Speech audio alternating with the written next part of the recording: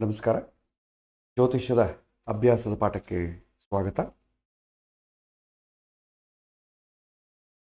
ಈ ಬಾರಿ ನಾವು ಕೆಲವಿನ ಪ್ರಶ್ನೆಗಳನ್ನು ಸ್ಪರ್ಶ ಮಾಡೋಣ.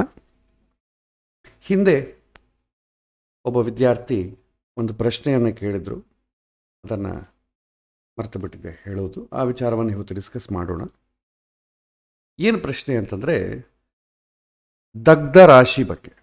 ದಗ್ಧ ರಾಶಿ ಅಂತಂದ್ರೆ ಏನು, ಅದರ ಎಫೆಕ್ಟ್ ಹೇಗಿರುತ್ತೆ, ಯಾವ ಭಾವದಲ್ಲಿ ಅದು ಶುಭ ಫಲವನ್ನು ಕೊಡುತ್ತೆ, ಅಶುಭ ಫಲವನ್ನು ಕೊಡುತ್ತೆ, ಅಸಲು ದಗ್ಧ ರಾಶಿ ಹೇಗೆ ಫಾರ್ಮ್ ಆಗುತ್ತೆ ಅಂತಂಬ ವಿಚಾರ ಕೇಳಿದರು. ಅದನ್ನು ನಾವು ಇವತ್ತು ನೋಡೋಣ. ದಗ್ಧ ರಾಶಿ ಅಂತಂದರೆ ಕೆಲವಿನ ನಕ್ಷತ್ರಗಳು, ಕೆಲವಿನ ತಿಥಿಗಳು, ಕೆಲವಿನ ವಾರ, ಈ ಕಾಂಬಿನೇಷನ್ ಏನಾದರೂ ಬಂದರೆ ಅದನ್ನು ನಾವು ದಗ್ಧ ರಾಶಿ ಅಂತಂದರೆ ದ ಬರ್ಂಟ್ ಸೈನ್. ಸೊ ಅದು ಅಷ್ಟು ಒಳ್ಳೆಯ ಮನೆ ಅಲ್ಲ.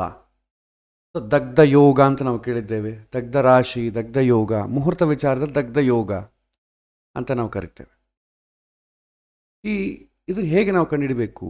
ಸೊ ಎಯ್ದರ್ ಒಂದು ತಿಥಿ ಅಥವಾ ನಕ್ಷತ್ರ, ತಿಥಿ ಅಥವಾ ವಾರ, ಇದರ ಕಾಂಬಿನೇಷನ್ ಬಂದರೆ ಅವಾಗ ದಗ್ಧ ರಾಶಿ ಅಂತಂಬೋದು ಫೈಂಡ್ ಔಟ್ ಮಾಡ್ತೇವೆ, ಕ್ಯಾಲ್ಕುಲೇಟ್ ಮಾಡ್ತೇವೆ. ಸೊ ಅದನ್ನು ನಾವು ನೋಡೋಣ. ಸೊ ಮೊದಲಿಗೆ ಈ ದಗ್ಧ ರಾಶಿಗೆ ನೋಡಿದ್ರೆ ಎಲ್ಲರೂ ಕೂಡ ಯಾವುದೋ ಒಂದು ನಕ್ಷತ್ರದಲ್ಲಿ ಹುಟ್ಟಿರ್ತಾರೆ, ಒಂದು ತಿಥಿಯಲ್ಲಿ ಹುಟ್ಟಿರ್ತಾರೆ, ಒಂದು ವಾರದಲ್ಲಿ ಹುಟ್ಟಿರ್ತಾರೆ. ಪ್ರತಿಯೊಂದು ಜಾತಕ ಚಕ್ರದಲ್ಲೂ ಕೂಡ ಯಾವುದೋ ಒಂದು ರಾಶಿ ದಗ್ಧ ರಾಶಿ ಆಗ್ತದೆ.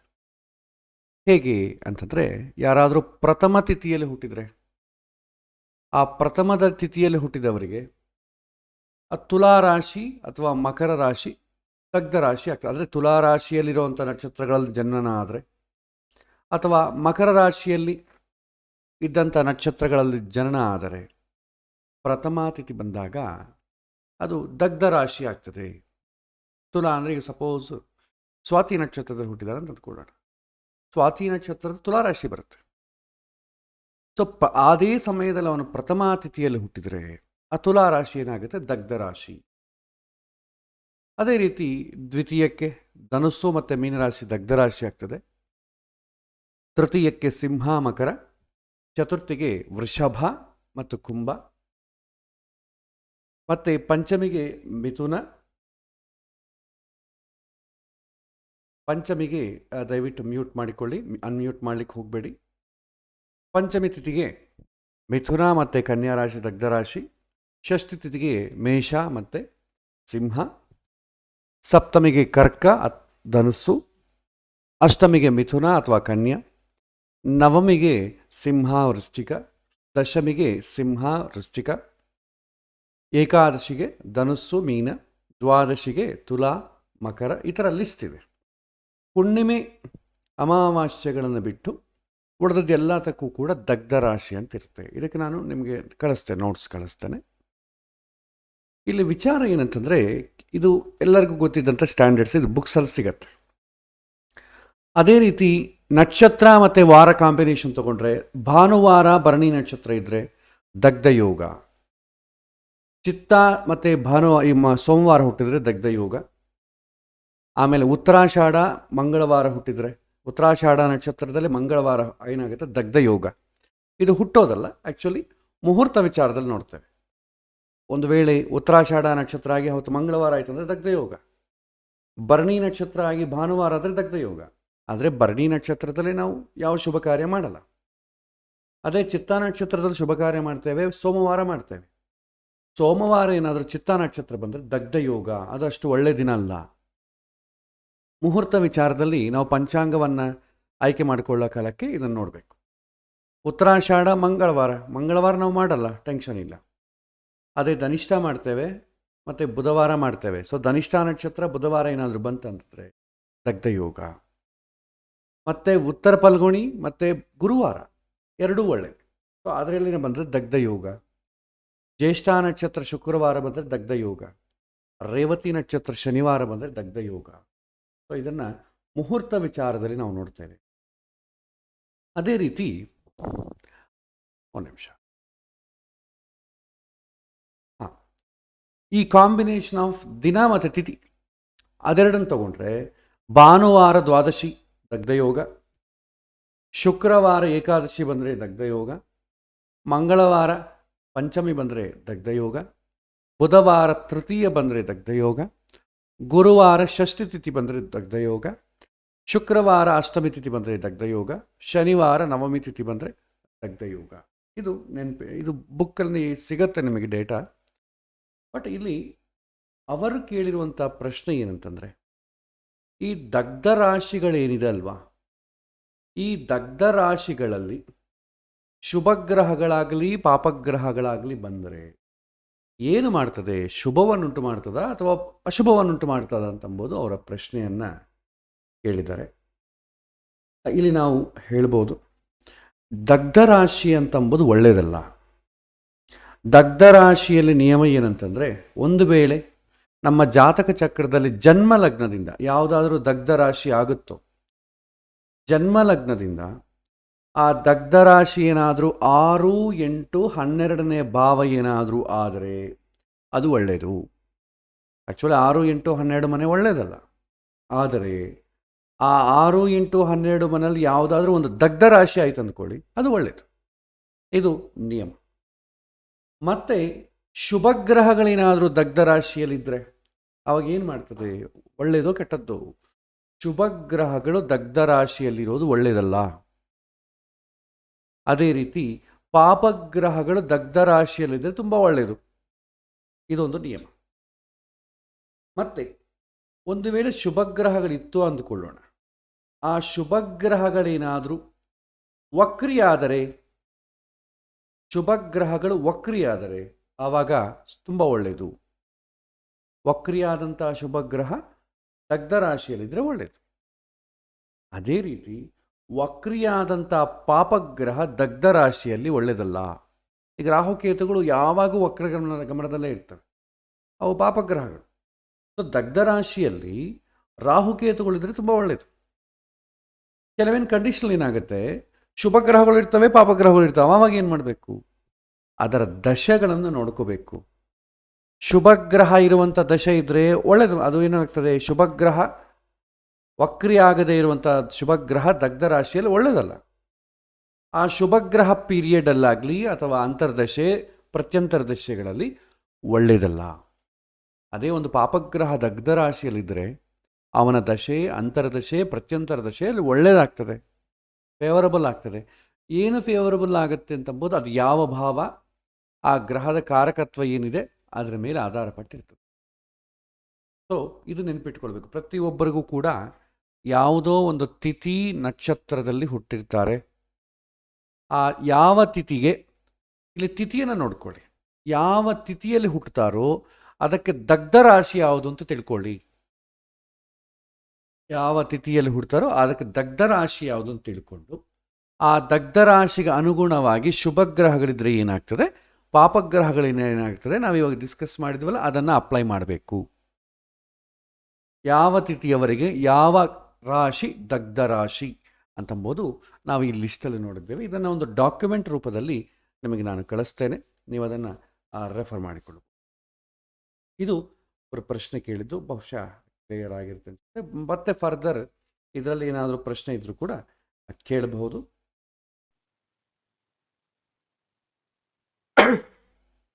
ಅಥವಾ ಬೇರೆ ಪ್ರಶ್ನೆಗಳಿದ್ರೂ ಕೇಳ್ಬೋದು. ಈ ಜ್ಯೋತಿಷ್ಯದಲ್ಲಿ ಈ ವಾರದ ದಿನ ನೀವೇನಾದರೂ ಪ್ರಾಕ್ಟೀಸ್ ಮಾಡಿದರೆ, ಆ ಪ್ರಾಕ್ಟೀಸ್ ಮಾಡೋ ವಿಚಾರದಲ್ಲಿ ನಿಮಗೇನಾದರೂ ಸಂಶಯ ಬಂದಿದ್ದರೆ ಅದನ್ನು ಇಲ್ಲಿ ನೀವು ಕೇಳಬಹುದು. ನಮಸ್ಕಾರ ಆಚಾರ್ಯರೇ, ಕಾರ್ತಿಕ್ ಇಲ್ಲಿ. ನಮಸ್ಕಾರ, ಕೇಳಿ. ಈ ದಗ್ಧ ರಾಶಿ ಬಗ್ಗೆ ಇವಾಗ ನೀವು ಎಕ್ಸ್ಪ್ಲೇನ್ ಮಾಡಿದ್ರಲ್ಲ, ಇವಾಗ ಜನ್ಮ ರಾಶಿ ಏನಾದ್ರೂ ದಗ್ಧ ರಾಶಿ ಆದ್ರೆ ಅದನ್ನ ಹೆಂಗ್ ನೋಡ್ತಾರೆ? ಜನ್ಮರಾಶಿ ದಗ್ಧ ರಾಶಿ ಆದರೂ ಕೂಡ ಅದರಲ್ಲಿ ಏನಾದರೂ ಶುಭಗ್ರಹಗಳು ಪಾಪಗ್ರಹಗಳಿದ್ದಾಗ ನಾವು ಈ ಒಂದು ಕಾನ್ಸೆಪ್ಟನ್ನೇ ಅಪ್ಲೈ ಮಾಡ್ತೇವೆ. ಓಕೆ, ಅದರಲ್ಲಿ ಚಂದ್ರ ಅಕಸ್ಮಾತ್ ಶುಭಗ್ರಹ ಅಂತ ಬಂತು ಅಂದ್ರೆ ಅದು ಜನ್ಮರಾಶಿಯಲ್ಲಿ ಚಂದ್ರ ಅಂತ ಹೇಳಿದ್ರೆ, ಜನ್ಮರಾಶಿಯಲ್ಲಿ ಯಾವಾಗೂ ಚಂದ್ರ ಇದ್ದೇ ಇರ್ತಾನಲ್ವಾ? ಹೌದು ಹೌದು. ಆ ಚಂದ್ರ ವಕ್ರಿ ಆಗೋದಿಲ್ಲ ಅಲ್ವಾ? ಅದರಿಂದ ಶುಭ ಗ್ರಹ ಆಗಿದ್ರೆ ಅದನ್ನ ಹೆಂಗೆ ಕನ್ಸಿಡರ್ ಮಾಡ್ಬೇಕಾಗತ್ತೆ? ಅದೇ ಆ ಜನ್ಮರಾಶಿ ವಕ್ರಿ ಆಗತ್ತಾ ಇಲ್ವಾ ಅಂತ ನಮ್ಗೆ ಹೆಂಗೆ ಗೊತ್ತಾಗ್ತದೆ? ಒಂದ್ ವೇಳೆ ಆ ಕಾನ್ಸೆಪ್ಟ್ ಪ್ರಕಾರ ವಕ್ರಿ ಆದರೆ ಆ ರಾಶಿಗೆ ಫಲ ನಮಗೆ ಅನುಕೂಲ ಆಗೋದಿಲ್ಲ. ಅದು ಯಾವಾಗ ಅನುಕೂಲ ಆಗೋದಿಲ್ಲ ಅಂತಂದ್ರೆ ಆ ಚಂದ್ರನ ದಶೆ, ಅಂತರ್ದಶೆ, ಪ್ರತ್ಯಂತರ ದಶೆ ಬಂದಾಗ ಮಾತ್ರ. ಉಳಿದ ಸಮಯದಲ್ಲಿ ನಿಮಗೇನು ಅದೇ ಡಿಸ್ಟರ್ಬ್ ಮಾಡಲ್ಲ. ಅದೇ ಸಮಯದಲ್ಲಿ ಆ ಚಂದ್ರನ ಜೊತೆ ಬೇರೆ ಯಾವುದಾದ್ರೂ ವಕ್ರಿ ಗ್ರಹ ಇತ್ತು ಅಂದ್ಕೊಳ್ಳಿ, ಆವಾಗ ಆ ವಕ್ರಿ ಗ್ರಹ ಇರುವಂಥ ಸಮಯದಲ್ಲಿ ಒಳ್ಳೇದಾಗ್ತದೆ. ಸೊ ಸೇಮ್ ನಾವು ಇದರಲ್ಲಿ ಏನು ಕಾನ್ಸೆಪ್ಟ್ಸ್ ಅನ್ನು ಹೇಳಿದೀವೋ ಅದನ್ನೇ ಅಪ್ಲೈ ಮಾಡಿ, ಏನು ವೇರಿಯೇಷನ್ ಏನಿಲ್ಲ, ಸೇಮ್ ಅಪ್ಲೈ ಮಾಡಿ. ಓಕೆ, ಸೇಮ್ ಗೋಚಾರದ್ದು ಹಂಗೆ ಅಪ್ಲೈ ಮಾಡ್ಬೋದಲ್ವಾ ಗುರುಗಳೇ? ಗೋಚಾರದ್ದು ಹಾಗೆ ಅಪ್ಲೈ ಮಾಡ್ತೇವೆ. ಮುಹೂರ್ತ ವಿಚಾರದಲ್ಲಿ ನಾವು ಅಪ್ಲೈ ಮಾಡಲೇಬೇಕು. ಮುಹೂರ್ತ ವಿಚಾರದಲ್ಲಿ ದಗ್ಧ ರಾಶಿ ಲಗ್ನ ಆಗಬಾರದು. ಆದರೂ ನಾವು ಅಷ್ಟು ಡೀಪಾಗಿ ಯಾರು ಕ್ಯಾಲ್ಕುಲೇಟ್ ಮಾಡಲ್ಲ. ಸಿಗೋದೇ ಒಂದು ಮುಹೂರ್ತ, ಅಷ್ಟು ಡೀಪಾಗಿ ಇವತ್ತು ಕ್ಯಾಲ್ಕುಲೇಟ್ ಮಾಡ್ತಾರೆ ಅಂತ ನಾನು ಅಂದ್ಕೊಳ್ತಾ ಇಲ್ಲ. ಬಟ್ ಮಾಡಲೇಬೇಕು. ದಗ್ಧ ಯೋಗ ಆಗಬಾರದು. ನಾವು ಪಂಚಾಂಗ ಶುದ್ಧಿಯಲ್ಲಿ ಇದು ದಗ್ಧ ಯೋಗ, ಇದರಲ್ಲಿ ಮದುವೆ ಆಗಬಾರ್ದು ಅಂತ ಹೇಳ್ತಾರೆ. ಅದು ಆ ಕಾಂಬಿನೇಷನ್ ಆಫ್ ತಿಥಿ, ವಾರ, ನಕ್ಷತ್ರ ಯಾವುದಾದ್ರೂ ಒಂದು ಕಾಂಬಿನೇಷನ್ ಮ್ಯಾಚ್ ಆಯ್ತು ಅಂದ್ಕೊಳ್ಳಿ, ಅವತ್ತೇನು ಕೆಲಸಕ್ಕೆ ಬರಲ್ಲ. ಅದಕ್ಕೆ ನಾವು ಪಂಚಾಂಗವನ್ನು ಪ್ರಿಪೇರ್ ಮಾಡೋ ಕಾಲಕ್ಕೆ ಯಾವುದು ದಗ್ಧ ರಾಶಿ, ಯಾವುದು ದಗ್ಧ ನಕ್ಷತ್ರ ಮುಂಚೆ ನೋಟ್ ಮಾಡ್ಕೊಂಡ್ಬಿಡ್ಬೇಕು. ಇಲ್ಲದ್ರೆ ಮುಹೂರ್ತ ಕ್ಯಾಲ್ಕುಲೇಟ್ ಮಾಡೋ ಕಾಲಕ್ಕೆ ನಮಗೆ ಗೊತ್ತಾಗೋದಿಲ್ಲ. ಸೊ ಯಾವ ಕಾಂಬಿನೇಷನ್ ಆಫ್ ತಿಥಿ ವಾರದಿಂದ ದಗ್ಧ ರಾಶಿ ಉತ್ಪನ್ನವಾಗ್ತದೆ, ಯಾವ ಕಾಂಬಿನೇಷನ್ ಆಫ್ ನಕ್ಷತ್ರ ತಿಥಿಯಿಂದ ಉತ್ಪನ್ನವಾಗ್ತದೆ, ಆ ಕಾಂಬಿನೇಷನ್ ನಾವು ಮುಂಚೆವಾಗಿ ಪಂಚಾಂಗದಲ್ಲಿ ಇಂಪ್ಲಿಮೆಂಟ್ ಮಾಡ್ಕೊಂಡ್ಬಿಡ್ಬೇಕು. ಇದೆಯಾ ಇಲ್ವ ಅಂತ ನೋಡ್ಕೊಂಬಿಟ್ಟು ಟಿಕ್ ಮಾಡ್ಕೊಂಡ್ಬಿಟ್ರೆ ಇದು ದಗ್ಧ ಯೋಗ. ಯಾವ ಕಾಂಬಿನೇಷನ್ದಲ್ಲಿ ದಗ್ಧ ಯೋಗ ಬಂದರೆ ಅದನ್ನು ಬಿಟ್ಟು ಬಿಡಬೇಕು ಮುಹೂರ್ತ ವಿಚಾರದ, ತಪ್ಪದು. ಅದೇ ದಗ್ಧ ರಾಶಿ, ಮುಹೂರ್ತ ರಾಶಿಗೆ ದಗ್ಧ ರಾಶಿ ಅಂತಂಬುದು ಲಗ್ನ ಆಗಬಾರ್ದು. ಒಂದು ವೇಳೆ 6ನೇ ಮನೆ, 8ನೇ ಮನೆ, 12ನೇ ಮನೆ ಆಗಲಿ, ತುಂಬ ಒಳ್ಳೆಯದೇ, ಅದೇನೂ ತೊಂದರೆ ಅಲ್ಲ. ಆದರೆ ಶುಭ ಗ್ರಹಗಳು, ಶುಭ ಸ್ಥಾನಗಳು ದಗ್ಧ ರಾಶಿ ಆದರೆ ಅದು ಒಳ್ಳೇದು ಮಾಡೋದಿಲ್ಲ.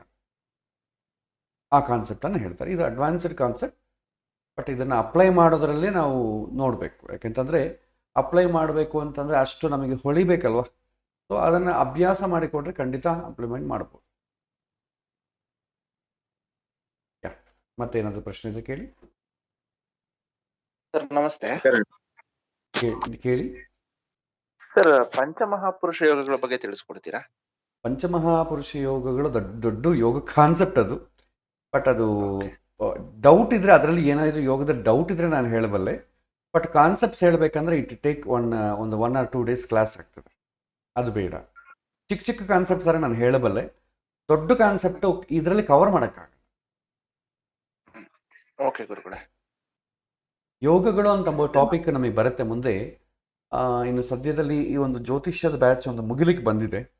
ಅದು ಮುಗಿದ ತಕ್ಷಣ ಬೃಹತ್ ಜಾತಕ ಅಂತಂಬ ಒಂದು ಟಾಪಿಕ್ ಸ್ಟಾರ್ಟ್ ಮಾಡ್ತಾ ಇದ್ದೇನೆ. ಅದು ಬಂದಾಗ ಅದರಲ್ಲೇ ನಾನು ಯೋಗಗಳು ಅಂತಂಬೋದು ಕೂಡ ಕವರ್ ಮಾಡ್ತೇನೆ. ಓಕೆ ಗುರುಗಳೇ. ಎಸ್, ಮತ್ತೆ ಏನಾದರೂ ನಮಸ್ಕಾರ ಆಚಾರ್ಯ. ಕೇಳಿ ಅಪ್ಪಣ ಅವರೇ. ಆಚಾರ್ಯ, ಇವಾಗ ಈ ದಗ್ಧ ಯೋಗದಿಂದ ಪ್ರಾಬ್ಲಮ್ಸ್ ಬರೋ ಪಾಸಿಬಿಲಿಟೀಸ್ ಅವ ಆಚಾರ್ಯ? ದಗ್ಧ ರಾಶಿ ಯಾವ ಭಾವ ಆಗ್ತದೆ, ದಗ್ಧ ರಾಶಿಯಲ್ಲಿರುವಂಥ ಗ್ರಹ ಏನು ಸೂಚನೆ ಮಾಡ್ತದೆ, ಅದಕ್ಕೆ ರಿಲೇಟೆಡ್ ಪ್ರಾಬ್ಲಮ್ ಬರುತ್ತೆ. 6, 8, 12 ಬಂದರೆ ಪ್ರಾಬ್ಲಮ್ ಇಲ್ಲ. ಬಟ್ ಪಂಚಮ ಸ್ಥಾನ ಇದ್ದರೆ ಸಂತಾನ ವಿಚಾರದಲ್ಲಿ ಡಿಲೇ ಆಗಲಿ, ಏನಾದರೂ ಅದಕ್ಕೆ ಸಂಬಂಧಪಟ್ಟ ರಿಲೇಟೆಡ್ ಪ್ರಾಬ್ಲಮ್ ಆಗಲಿ, ವಿವಾಹ ಸ್ಥಾನ ಆಯ್ತು ಅಂದ್ಕೊಳ್ಳಿ, ಲಗ್ನದಿಂದ ಮದುವೆಗೆ ಸಂಬಂಧಪಟ್ಟ ಪ್ರಾಬ್ಲಮ್ ಆಗಲಿ, ದಶಮ ಸ್ಥಾನ ಆದರೆ ಉದ್ಯೋಗಕ್ಕೆ ಸಂಬಂಧಪಟ್ಟ ಪ್ರಾಬ್ಲಮ್ ಆಗಲಿ ಆಗ್ತದೆ.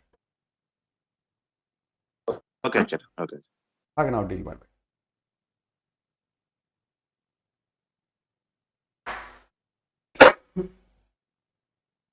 ಬೇರೆ ಏನಾದರೂ ಪ್ರಶ್ನೆ ಇದ್ರೂ ಕೇಳ್ಬೋದು. ಇದರದೇ ಅಲ್ಲ, ಬೇರೆ ಏನಾದರೂ ಕೂಡ ಕೇಳ್ಬೋದು.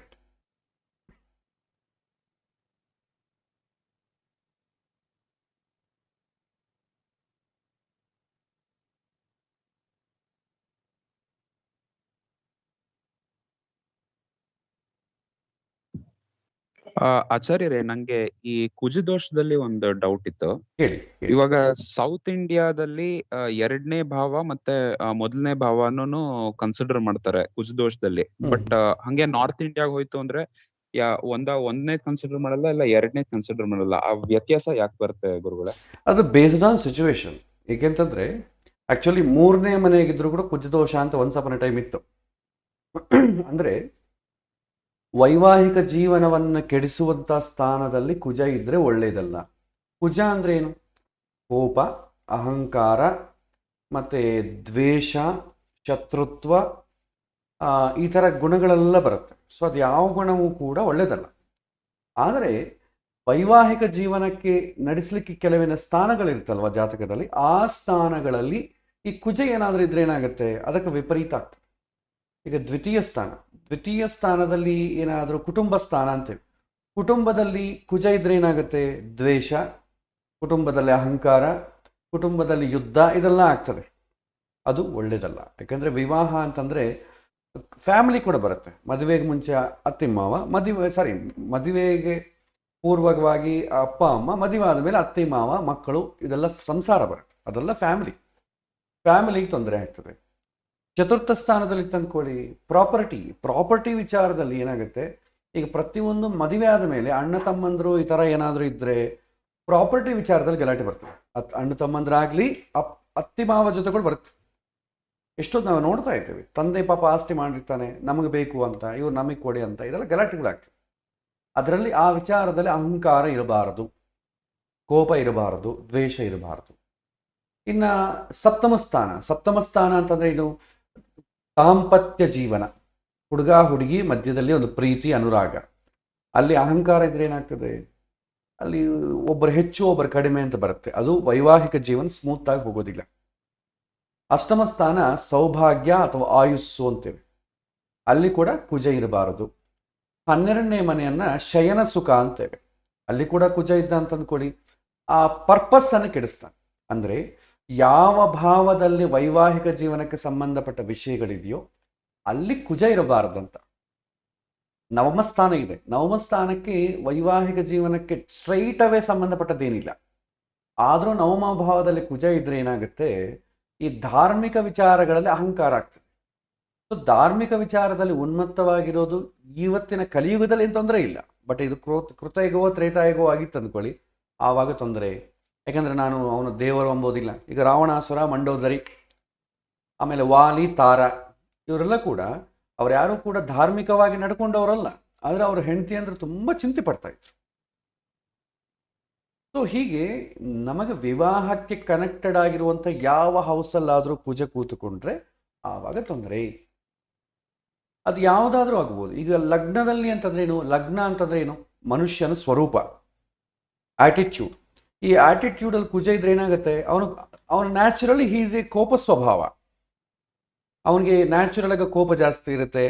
ಆಮೇಲೆ ತುಂಬ ಫಿಸಿಕ್ ಪವರ್ ಇರುತ್ತೆ. ಆ ಪವರ್ ಹೇಗಿರುತ್ತೆ ಅಂದರೆ, ಇನ್ನೊಬ್ಬನಿಗೆ ತನಗೆ ಅಗೇನೆಸ್ಟ್ ಆಗಿ ಯಾರನ್ನ ಬಂದರೆ ಅವನನ್ನು ಎದುರಿಸಲಿಕ್ಕೆ ಬೇಕಾದಂಥ ಯೂಸ್ ಮಾಡ್ಬೋದು, ಇದೆಲ್ಲ ಇರುತ್ತೆ. ಬಟ್ ಇವತ್ತಿನ ಕಾಲದಲ್ಲಿ ಕೋಪ ಅಂತಂಬೋದೇನು ಅಷ್ಟು ಮನುಷ್ಯನಿಗೆ ಸಾಮಾನ್ಯ, ಅದೇನು ದೊಡ್ಡ ಅವನಿಗೆ ಕೋಪ ಅವನ ಮದುವೆ ಮಾಡಿಕೊಳ್ಳೋ ಥರ ಏನಿಲ್ವಲ್ಲ. ಅದನ್ನೇ ಒಂದು ಕ್ರೈಟೀರಿಯಾ ಅಲ್ಲ.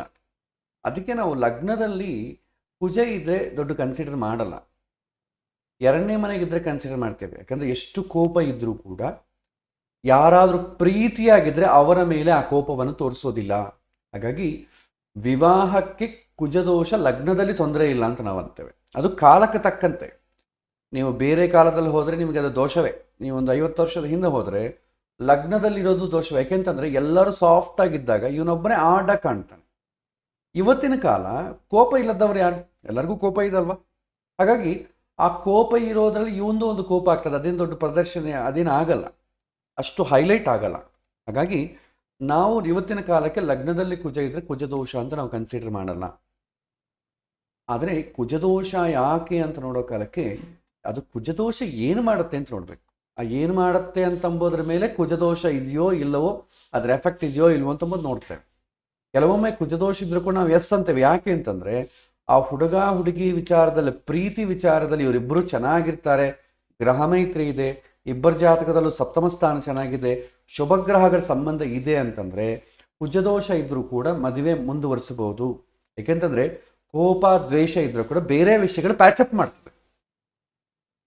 ಆದರೆ ಕುಜದೋಷ ಇಲ್ಲದ್ರೂ ಕೂಡ ಬೇರೆ ವಿಚಾರಗಳು ಚೆನ್ನಾಗಿಲ್ಲ ಅಂತಂದರೆ ಕುಜದೋಷದ ಪವರ್ ಏನಿರ್ತೀಯೋ ಅದನ್ನೇ ಕೊಡುತ್ತೆ. ಇದು ಕಾಮನ್ ಸೆನ್ಸ್ ವಿಚಾರ.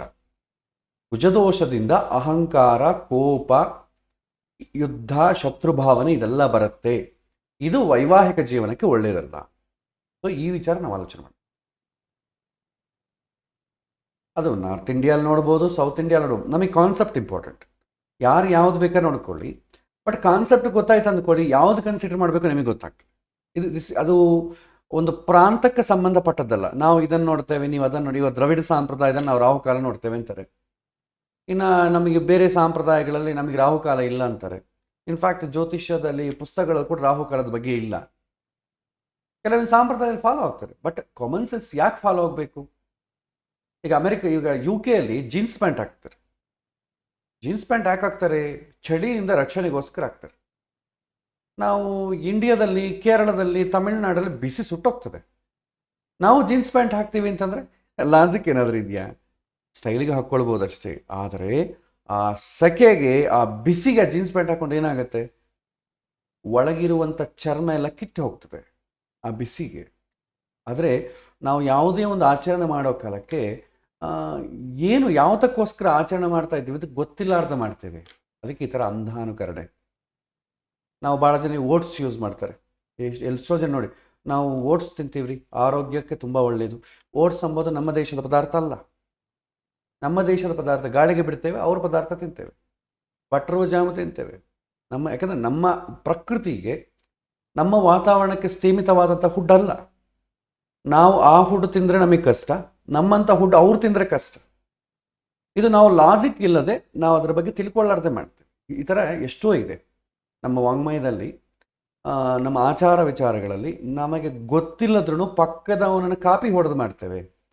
ಕಾಪಿ ಹೊಡೆದು ಮಾಡಿ ನಾವು ಇದನ್ನೇ ಮಾಡ್ತೇವೆ, ನಾವು ಸಮರ್ಥರು, ನಮ್ಮ ಥರ ನೀವು ಮಾಡ್ತಾ ಇಲ್ಲ ಅಂತ ಇನ್ನೊಬ್ಬರನ್ನ ಟೀಕೆ ಮಾಡ್ತಾರೆ. ಈಗ ನಿಮಗೆ ಸತ್ಯನಾರಾಯಣ ವ್ರತ ಇದೆ, ನೀವು ಎಲ್ಲೇ ನೋಡಿ. ಗೃಹ ಪ್ರವೇಶ ಆಯಿತಾ, ಸತ್ಯನಾರಾಯಣ ವ್ರತ ಮಾಡ್ತೀವಿ ಬನ್ನಿ. ಮದುವೆ ಆಯಿತಾ, ಹೊಸ ದಂಪತಿಗಳ ಜೊತೆ ಸತ್ಯನಾರಾಯಣ ವ್ರತ ಮಾಡ್ತೇವೆ ಬನ್ನಿ. ಯಾವುದೇ ಆಗಲಿ, ಏನು ಕೊನೆಗೆ ಏನೂ ಫಂಕ್ಷನ್ ಇಲ್ಲ. ಅಯ್ಯೋ ಏನೋ ಒಂದು ಎಲ್ಲರೂ ಸ್ವಲ್ಪ 4 ಜನ ಬಂಧುಗಳನ್ನ ಕರೆಯೋಣ, ನಮ್ಮ ಹುಡುಗ ಅಮೆರಿಕ ಅಂತ ಬಂದ, ಮನೆ ಸತ್ಯನಾರಾಯಣ ವ್ರತ ಮಾಡ್ತೇವೆ ಬರ್ರಿ. ಏನು ಸತ್ಯನಾರಾಯಣ ವ್ರತ ಅಂದರೆ ಏನು? ಆದರೆ ಸತ್ಯನಾರಾಯಣ ವ್ರತ ಅಂತಂದರೆ ಸತ್ಯವ್ರತ ಅಂತ ಅರ್ಥ. ಆ ಕಾನ್ಸೆಪ್ಟ್ಗೂ ಇವ್ರು ಮಾಡೋದಕ್ಕೂ ಸಂಬಂಧವೇ ಇಲ್ಲ. ಸತ್ಯವ್ರತ ಅಂತಂದರೆ ಇನ್ನು ಮುಂದೆ ನಾನು ಸತ್ಯವನ್ನೇ ಹೇಳ್ತೇನೆ ಅಂತಂಬ ವ್ರತವನ್ನು ಗ್ರಹಣ ಮಾಡೋದು. ಸತ್ಯವನ್ನೇ ಹೇಳ್ತೇನೆ ಅಂತಂದರೆ ನಿಜ ಹೇಳ್ತೀನಿ ಅಂತ ಅರ್ಥ ಅಲ್ಲ. ಯಾರಿಗೂ ತೊಂದರೆ ಆಗದೆ ಪ್ರಾಮಾಣಿಕವಾಗಿ ಜೀವನ ಮಾಡ್ತೇನೆ, ಅದಕ್ಕೆ ತಿಂಗಳಿಗೊಂದ್ಸಲ ನಾನು ಭಗವಂತನ ಆರಾಧನೆ ಮಾಡ್ತೇನೆ ಅಂತ ಹೇಳೋದು. ಅದೇ ರೀತಿ 4 ಜನನ ಸತ್ಯದ ಕಡೆ ನಡೆಸ್ತೇನೆ ಅಂತ ಮಾಡೋದಕ್ಕೆ ಸತ್ಯನಾರಾಯಣ ವ್ರತ. ನಾರಾಯಣನೇ ಸತ್ಯ, ಮತ್ತೆ ಸತ್ಯಕ್ಕೆ ಮತ್ತೆ ಅದನ್ನು ಸತ್ಯ ಅಂತ ಇನ್ನೊಂದು ಹಾಕೋದು ಬೇಕಾಗಿಲ್ಲ. ನಾರಾಯಣ ದೋಷರಹಿತನಾದವನು. ಮತ್ತೆ ಸತ್ಯ ಏನು? ಈಗ ಇಂಡಿಯಾದಲ್ಲಿ ನಾನಿದ್ದೇನೆ, ನನ್ನ ಹೆಸರು ಶ್ರೀಕಾಂತ್. ನಾನು ಇಂಡಿಯನ್ ಅಂದರೆ ಅರ್ಥ ಏನು? ನಾನು ಅಮೆರಿಕಲ್ಲಿದ್ದರೆ ಇಂಡಿಯನ್ ಅಂತ ಹೇಳಬೇಕು. ಇಂಡಿಯಾಲೇ ಇದ್ದು ನಾನು ಇಂಡಿಯನ್ ಅಂತ ಹೇಳ್ಕೊಂಡ್ರೆ ಅರ್ಥ ಏನಿದೆ? ಹುಚ್ಚ ಅಂತಾರೆ. ನಾವೆಲ್ಲ ಇಂಡಿಯನ್ಸ್ ಅಲ್ವಾ, ನೀನೊಬ್ಬನೇ ಇಂಡಿಯನ್ ಅಂತ ಹೇಳ್ತೇನೆ. ಭಗವಂತ ಸ್ವತಃನೇ ಸತ್ಯ. ಅದನ್ನು ಸತ್ಯವ್ರತ ಅಂತ ಏನಾಯಿತು? ಸತ್ಯನಾರಾಯಣ ವ್ರತ ಆಯಿತು. ಆ ಸತ್ಯನಾರಾಯಣ ವ್ರತ ಎಲ್ಲಿಗಾಯಿತು? 5 ಕಥೆಗಳನ್ನು ಕೇಳಲೇಬೇಕು, ಪ್ರಸಾದವನ್ನು ತಿನ್ನಲೇಬೇಕು ಅಂತ ಕಾನ್ಸೆಪ್ಟ್ ಬಿಟ್ಟರೆ ಹೆದರ್ಕೊಂಡು ಮಾಡೋದ್ರ ಬೇರೆ ಏನಿಲ್ಲ. ಯಾರನ್ನ ಸತ್ಯನಾರಾಯಣ ವ್ರತ ಅಯ್ಯೋ ಹೋಗೋಣಪ್ಪ, ನಾವು ಹೋಗೋದಿಲ್ಲ ಅಂತಂದರೆ ದೇವ್ರು ಏನಾದರೂ ಮಾಡ್ತಾನೇನೋ, ದೇವರನ್ನು ನೋಡಿದ್ರೆ ನಾವು ರಾಕ್ಷಸನಾಗಿ ನೋಡ್ತೇವೆ. ಆ ಕಥೆಗಳಲ್ಲಿ ಕೂಡ ಹಂಗೆ ಬರ್ತದಲ್ಲ. ಸತ್ಯನಾರಾಯಣ ವ್ರತ ಪ್ರಸಾದ ತಿಂದದಿದ್ದಕ್ಕೆ ಲೀಲಾವತಿ ಅವರ ಗಂಡ, ಅವರ ತಂದೆ ಇರುವಂಥ ಒಂದು ಬೋಟನ್ನು ಭಗವಂತ ನೀರಲ್ಲಿ ಮುಳುಗಿಸಿಬಿಟ್ಟ. ಕಥೆ ಹಂಗೆ ಬರ್ತದೆ. ಅಂದರೆ ಇದರ್ಥ ಏನು? ಭಗವಂತನಿಗೆ ಅಗೇನೆಸ್ಟ್ ಆಗಿ ಏನಾದರೂ ಮಾಡಿದರೆ ನಮಗೆ ಭಗವಂತನೇ ತೊಂದರೆ ಕೊಡ್ತಾನೆ. ರಾಕ್ಷಸಗಿಂತಲೂ ಭಗವಂತನೇ ಜಾಸ್ತಿ ಪ್ರೀತಿ ಮಾಡ್ತೇವೆ. ಯಾಕೆ? ಭಯದಿಂದ. ನಿಜವಾಗಿ ಯಾಕೆ ಮಾಡ್ತಾ ಇದ್ದೀವಿ? We don't know. ಆದರೆ ಏನೇ ಪೂಜೆ ಮಾಡಲಿ ನಾನು ಅಂದ್ಕೊಂಡಿದ್ದು ಆಗೋಗುತ್ತೆ, ಇಂಥದ್ದು ನಾವು ಮಾಡೋದು. ಸೊ ನನಗೆ ಇಷ್ಟಾರ್ಥ ಸಿದ್ಧಿ ಆಗಬೇಕಾದ್ರೆ ಯಾವ ಪೂಜೆ ಮಾಡಬೇಕು? ಸತ್ಯನಾರಾಯಣ ವ್ರತ ಮಾಡು, ಆಯುಷ್ ಹೋಮ ಮಾಡು, ಪವಮಾನ ಹೋಮ ಮಾಡು. ಪೌರೋಹಿತರ ಹೇಳ್ತಾರೆ, ನಾವು ಮಾಡಿಬಿಡ್ತೇವೆ. ಅದು ಯಾಕೆ ಮಾಡಬೇಕು, ಏನು ಮಾಡಬೇಕು ನಮಗೆ ಗೊತ್ತಿಲ್ಲ. ಯಾವುದೋ ಒಂದು 3 hours ಮನೆಗೆ ಹೋಮ ನಡಿಬೇಕು, ಹೋಗುತ್ತೆ. ಈ ಥರ ನಮ್ಮ ಸಂಪ್ರದಾಯಗಳಿದೆ. ಹಾಗಾಗಿ ನಾವು ಆ ಕಡೆ ನೋಡ್ತಾರೆ, ಈ ಕಡೆ ನೋಡ್ತಾರೆ. ಇದೊಂದೇ ಅಲ್ಲ, ಭಾಳ ನೋಡ್ತಾರೆ. ಆದರೆ ಲಾಜಿಕ್ ಇಲ್ಲಾರ್ದ ನೋಡ್ತಾರೆ. ಆದರೆ ಏನು ಯಾಕೆ ಅಂತ ಪ್ರಶ್ನೆ ಬಂದಾಗ ಅವರೇ ಯಾಕೆ ನೋಡ್ತಾರೆ, ನಾವು ಯಾಕೆ ನೋಡೋದಿಲ್ಲ? ಅದರ ಅರ್ಥ ಏನು? ನೋಡಬೇಕಾದ್ರೆ ಕ್ರೈಟೀರಿಯಾ ಏನು, ಈ ಥರ ನೋಡಿಕೊಂಡ್ರೆ ವಿಲ್ ಗೆಟ್ ಆನ್ಸರ್. ನಾವು ಎಲ್ಲವನ್ನೂ ನೋಡೋದು ಬೇಕಾಗಿಲ್ಲ. ಈಗ ಸಪೋಸ್ ಕುಜದೋಷದಲ್ಲಿ ಕೂಡ 4, 2, 4, 12 ಮನೆಯಲ್ಲಿ ಕುಜ ಇದ್ರೆ ಕೂಡ ಕುಜದೋಷವೇ. ಆದರೆ ಇವತ್ತಿನ ದಿನ ನಾವು ಜಾಸ್ತಿ ಪ್ರಯಾರಿಟಿ ಕೊಡಲ್ಲ. 2ನೇ ಮನೆ ಕುಜದೋಷ ಇದ್ರೆ ಯಾಕೆ ಪ್ರಯಾರಿಟಿ ಕೊಡಲ್ಲ ಅಂತಂದರೆ, ಹುಡುಗ ಹುಡುಗಿ ನ್ಯಾಚುರಲ್ ಆಗಿ ಇವತ್ತಿನ ವಾತಾವರಣಕ್ಕೆ ತಂದೆ ತಾಯಿಗಳ ಜೊತೆ ಆಗಲಿ ಅತ್ತೆ ಮಾವನ ಜೊತೆ ಆಗಲಿ ಇರ್ಲಿಕ್ಕೆ ಇಷ್ಟಪಡಲ್ಲ. ಅವ್ರು ಕೂಡ ಏನಂತಾರೆ, ಮದುವೆ ಆದ್ಮೇಲೆ ನೀವು ಸಪ್ರೇಟ್ ಮನೆ ತಗೊಳ್ರಿಪ್ಪ, ನಿಮಗೆ ಪ್ರೈವಸಿ ಇರುತ್ತೆ, ನಮಗೂ ಪ್ರೈವಸಿ ಇರುತ್ತೆ. ಯಾರೂ ಕೂಡ ತಂದೆ ತಾಯಿಗಳ ಹತ್ರ ಆಗಲಿ ಅತ್ತೆ ಮಾವಗಳ ಹತ್ರ ಆಗಲಿ ಇರ್ಲಿಕ್ಕೆ ಇಷ್ಟಪಡಲ್ಲ. ದೆನ್ 2ನೇ ಮನೆಗಿದ್ರೆ ಏನು ಬಿಟ್ರೆ, ಎಲ್ಲ ಒಂದೇ ಮನೆಗಿದ್ರೆ 2ನೇ ಮನೆ ಕುಜ ಇದ್ರೆ ಆವಾಗ ತಾನೇ ಗಲಾಟೆ. ಒಂದು ವೇಳೆ ಇದ್ರೂ ಕೂಡ ಇವ್ರು ಬೇರೆ ಕಡೆ ಇದ್ದಾರೆ ಅಂದರೆ ಏನಷ್ಟು ಗಲಾಟೆ ಇಲ್ಲ. ಫೋನುಗಳಲ್ಲಿ ಗಲಾಟೆ ಮಾಡ್ಕೊಳ್ಬೋದು, ಎಷ್ಟೊತ್ತು ಮಾಡ್ಕೊಳ್ತಾರೆ, ಅದು ಕೂಡ ಕಷ್ಟವೇ. ತಂದೆ ತಾಯಿಗಳು ಇಂಡಿಯಾ ಆಗಿದ್ದು ಮಗ ಸೊಸೆ ಅಮೆರಿಕಾಲಿದ್ದರೂ ಕೂಡ ಫೋನುಗಳಲ್ಲೇ ತಲೆ ಕೆಡಿಸ್ಕೊಳ್ಳೋರು ಎಷ್ಟೋ ಜನ ಇದ್ದಾರೆ. ಜಸ್ಟ್ ಒಂದ್ಸಲ ಫೋನ್ ಮಾಡಿಬಿಡ್ತಾರೆ, ನಮ್ಮ ತಾಯಿ ಹೀಗಂದ್ರು, ನಂಗೆ ತುಂಬ ಪ್ರಾಬ್ಲಮ್ ಆಗಿದೆ, ನಾನು ಸೂಸೈಡ್ ಮಾಡ್ಕೊಳ್ತೇನೆ, ಆ ಥರ ಜನ ಇದ್ದಾರೆ. ಇದು ಮನುಷ್ಯನ ಮಾನಸಿಕ ದೌರ್ಬಲ್ಯಕ್ಕೆ ಯಾರೇನು ಮಾಡೋಕ್ಕೂ ಆಗಲ್ಲ. ಪ್ರತಿಯೊಬ್ಬನೂ ಕೂಡ ಭಗವಂತ ಬುದ್ಧಿ ಕೊಟ್ಟಿದ್ದಾನೆ, ಅವಕಾಶ ಕೊಟ್ಟಿದ್ದಾನೆ. ಎಷ್ಟೇ ಕಷ್ಟಗಳು ಬಂದರೂ ಕೂಡ ನಾನು ನಿಂತುಕೊಳ್ಳಲಿಕ್ಕೆ ಬೇಕಾದಂಥ ಪ್ರಿಪರೇಷನ್ ಅವ್ರವ್ರು ಮಾಡ್ಕೊಳ್ಬೇಕು. ಅದು ಮಾಡ್ಕೊಳ್ಳಿಲ್ಲ ಅಂತಂದರೆ ಜ್ಯೋತಿಷ್ಯ ಏನು ಮಾಡೋಕ್ಕೂ ಆಗಲ್ಲ, ಹೋಮಗಳಲ್ಲಿ ಏನು ಮಾಡೋಕ್ಕೂ ಆಗಲ್ಲ. ಅವನು ಎಲಿವೇಟ್ ಮಾಡಿಕೊಂಡು ಒಂದು ಸಣ್ಣ ಪ್ರಾಬ್ಲಮ್ ಇದೆ ಅಂತಂದರೆ ಓವರ್ಕಮ್ ಮಾಡ್ಬೋದು. ಲೈಫೇ ಪ್ರಾಬ್ಲಮ್ ಆಗಿದೆ ಅಂದರೆ ಅಂಥವನಿಗೆ ಏನು ಮಾಡುತ್ತೆ ಜ್ಯೋತಿಷ್ಯ, ಏನು ಮಾಡೋಕ್ಕೂ ಆಗಲ್ಲ. ಇನ್ನು 12ನೇ ಮನೆಗೆ ಶಯನ ಸುಖ ವಿಚಾರದಲ್ಲಿ ತೊಂದರೆ ಆಗ್ತದೆ.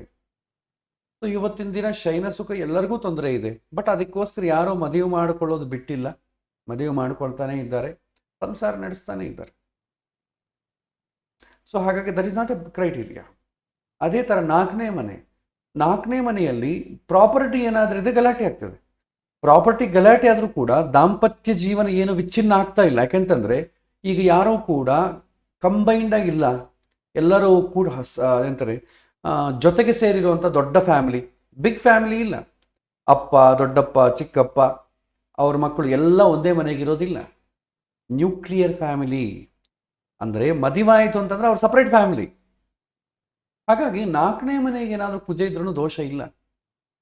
ಇಲ್ಲಿ ಪ್ರಾಬ್ಲಮ್ ಆಗುತ್ತೆ 7ನೇ ಮನೆಯಲ್ಲಿ 8ನೇ ಮನೆಗೆ ಪ್ರಾಬ್ಲಮ್ ಆಗುತ್ತೆ. ಯಾಕೆ 7ನೇ ಮನೆ ಅಂದರೆ that is directly connected to the bride and groom, ಅಥವಾ ಗಂಡ ಹೆಂಡತಿಗೆ ಡೈರೆಕ್ಟಾಗಿ ಕನೆಕ್ಟ್ ಆಗೋದು. ಈ 2, 4, 12 ಬಂದು ದಂಪತಿಗಳಿಗೆ ಡೈರೆಕ್ಟ್ ಕನೆಕ್ಟ್ ಇಲ್ಲ.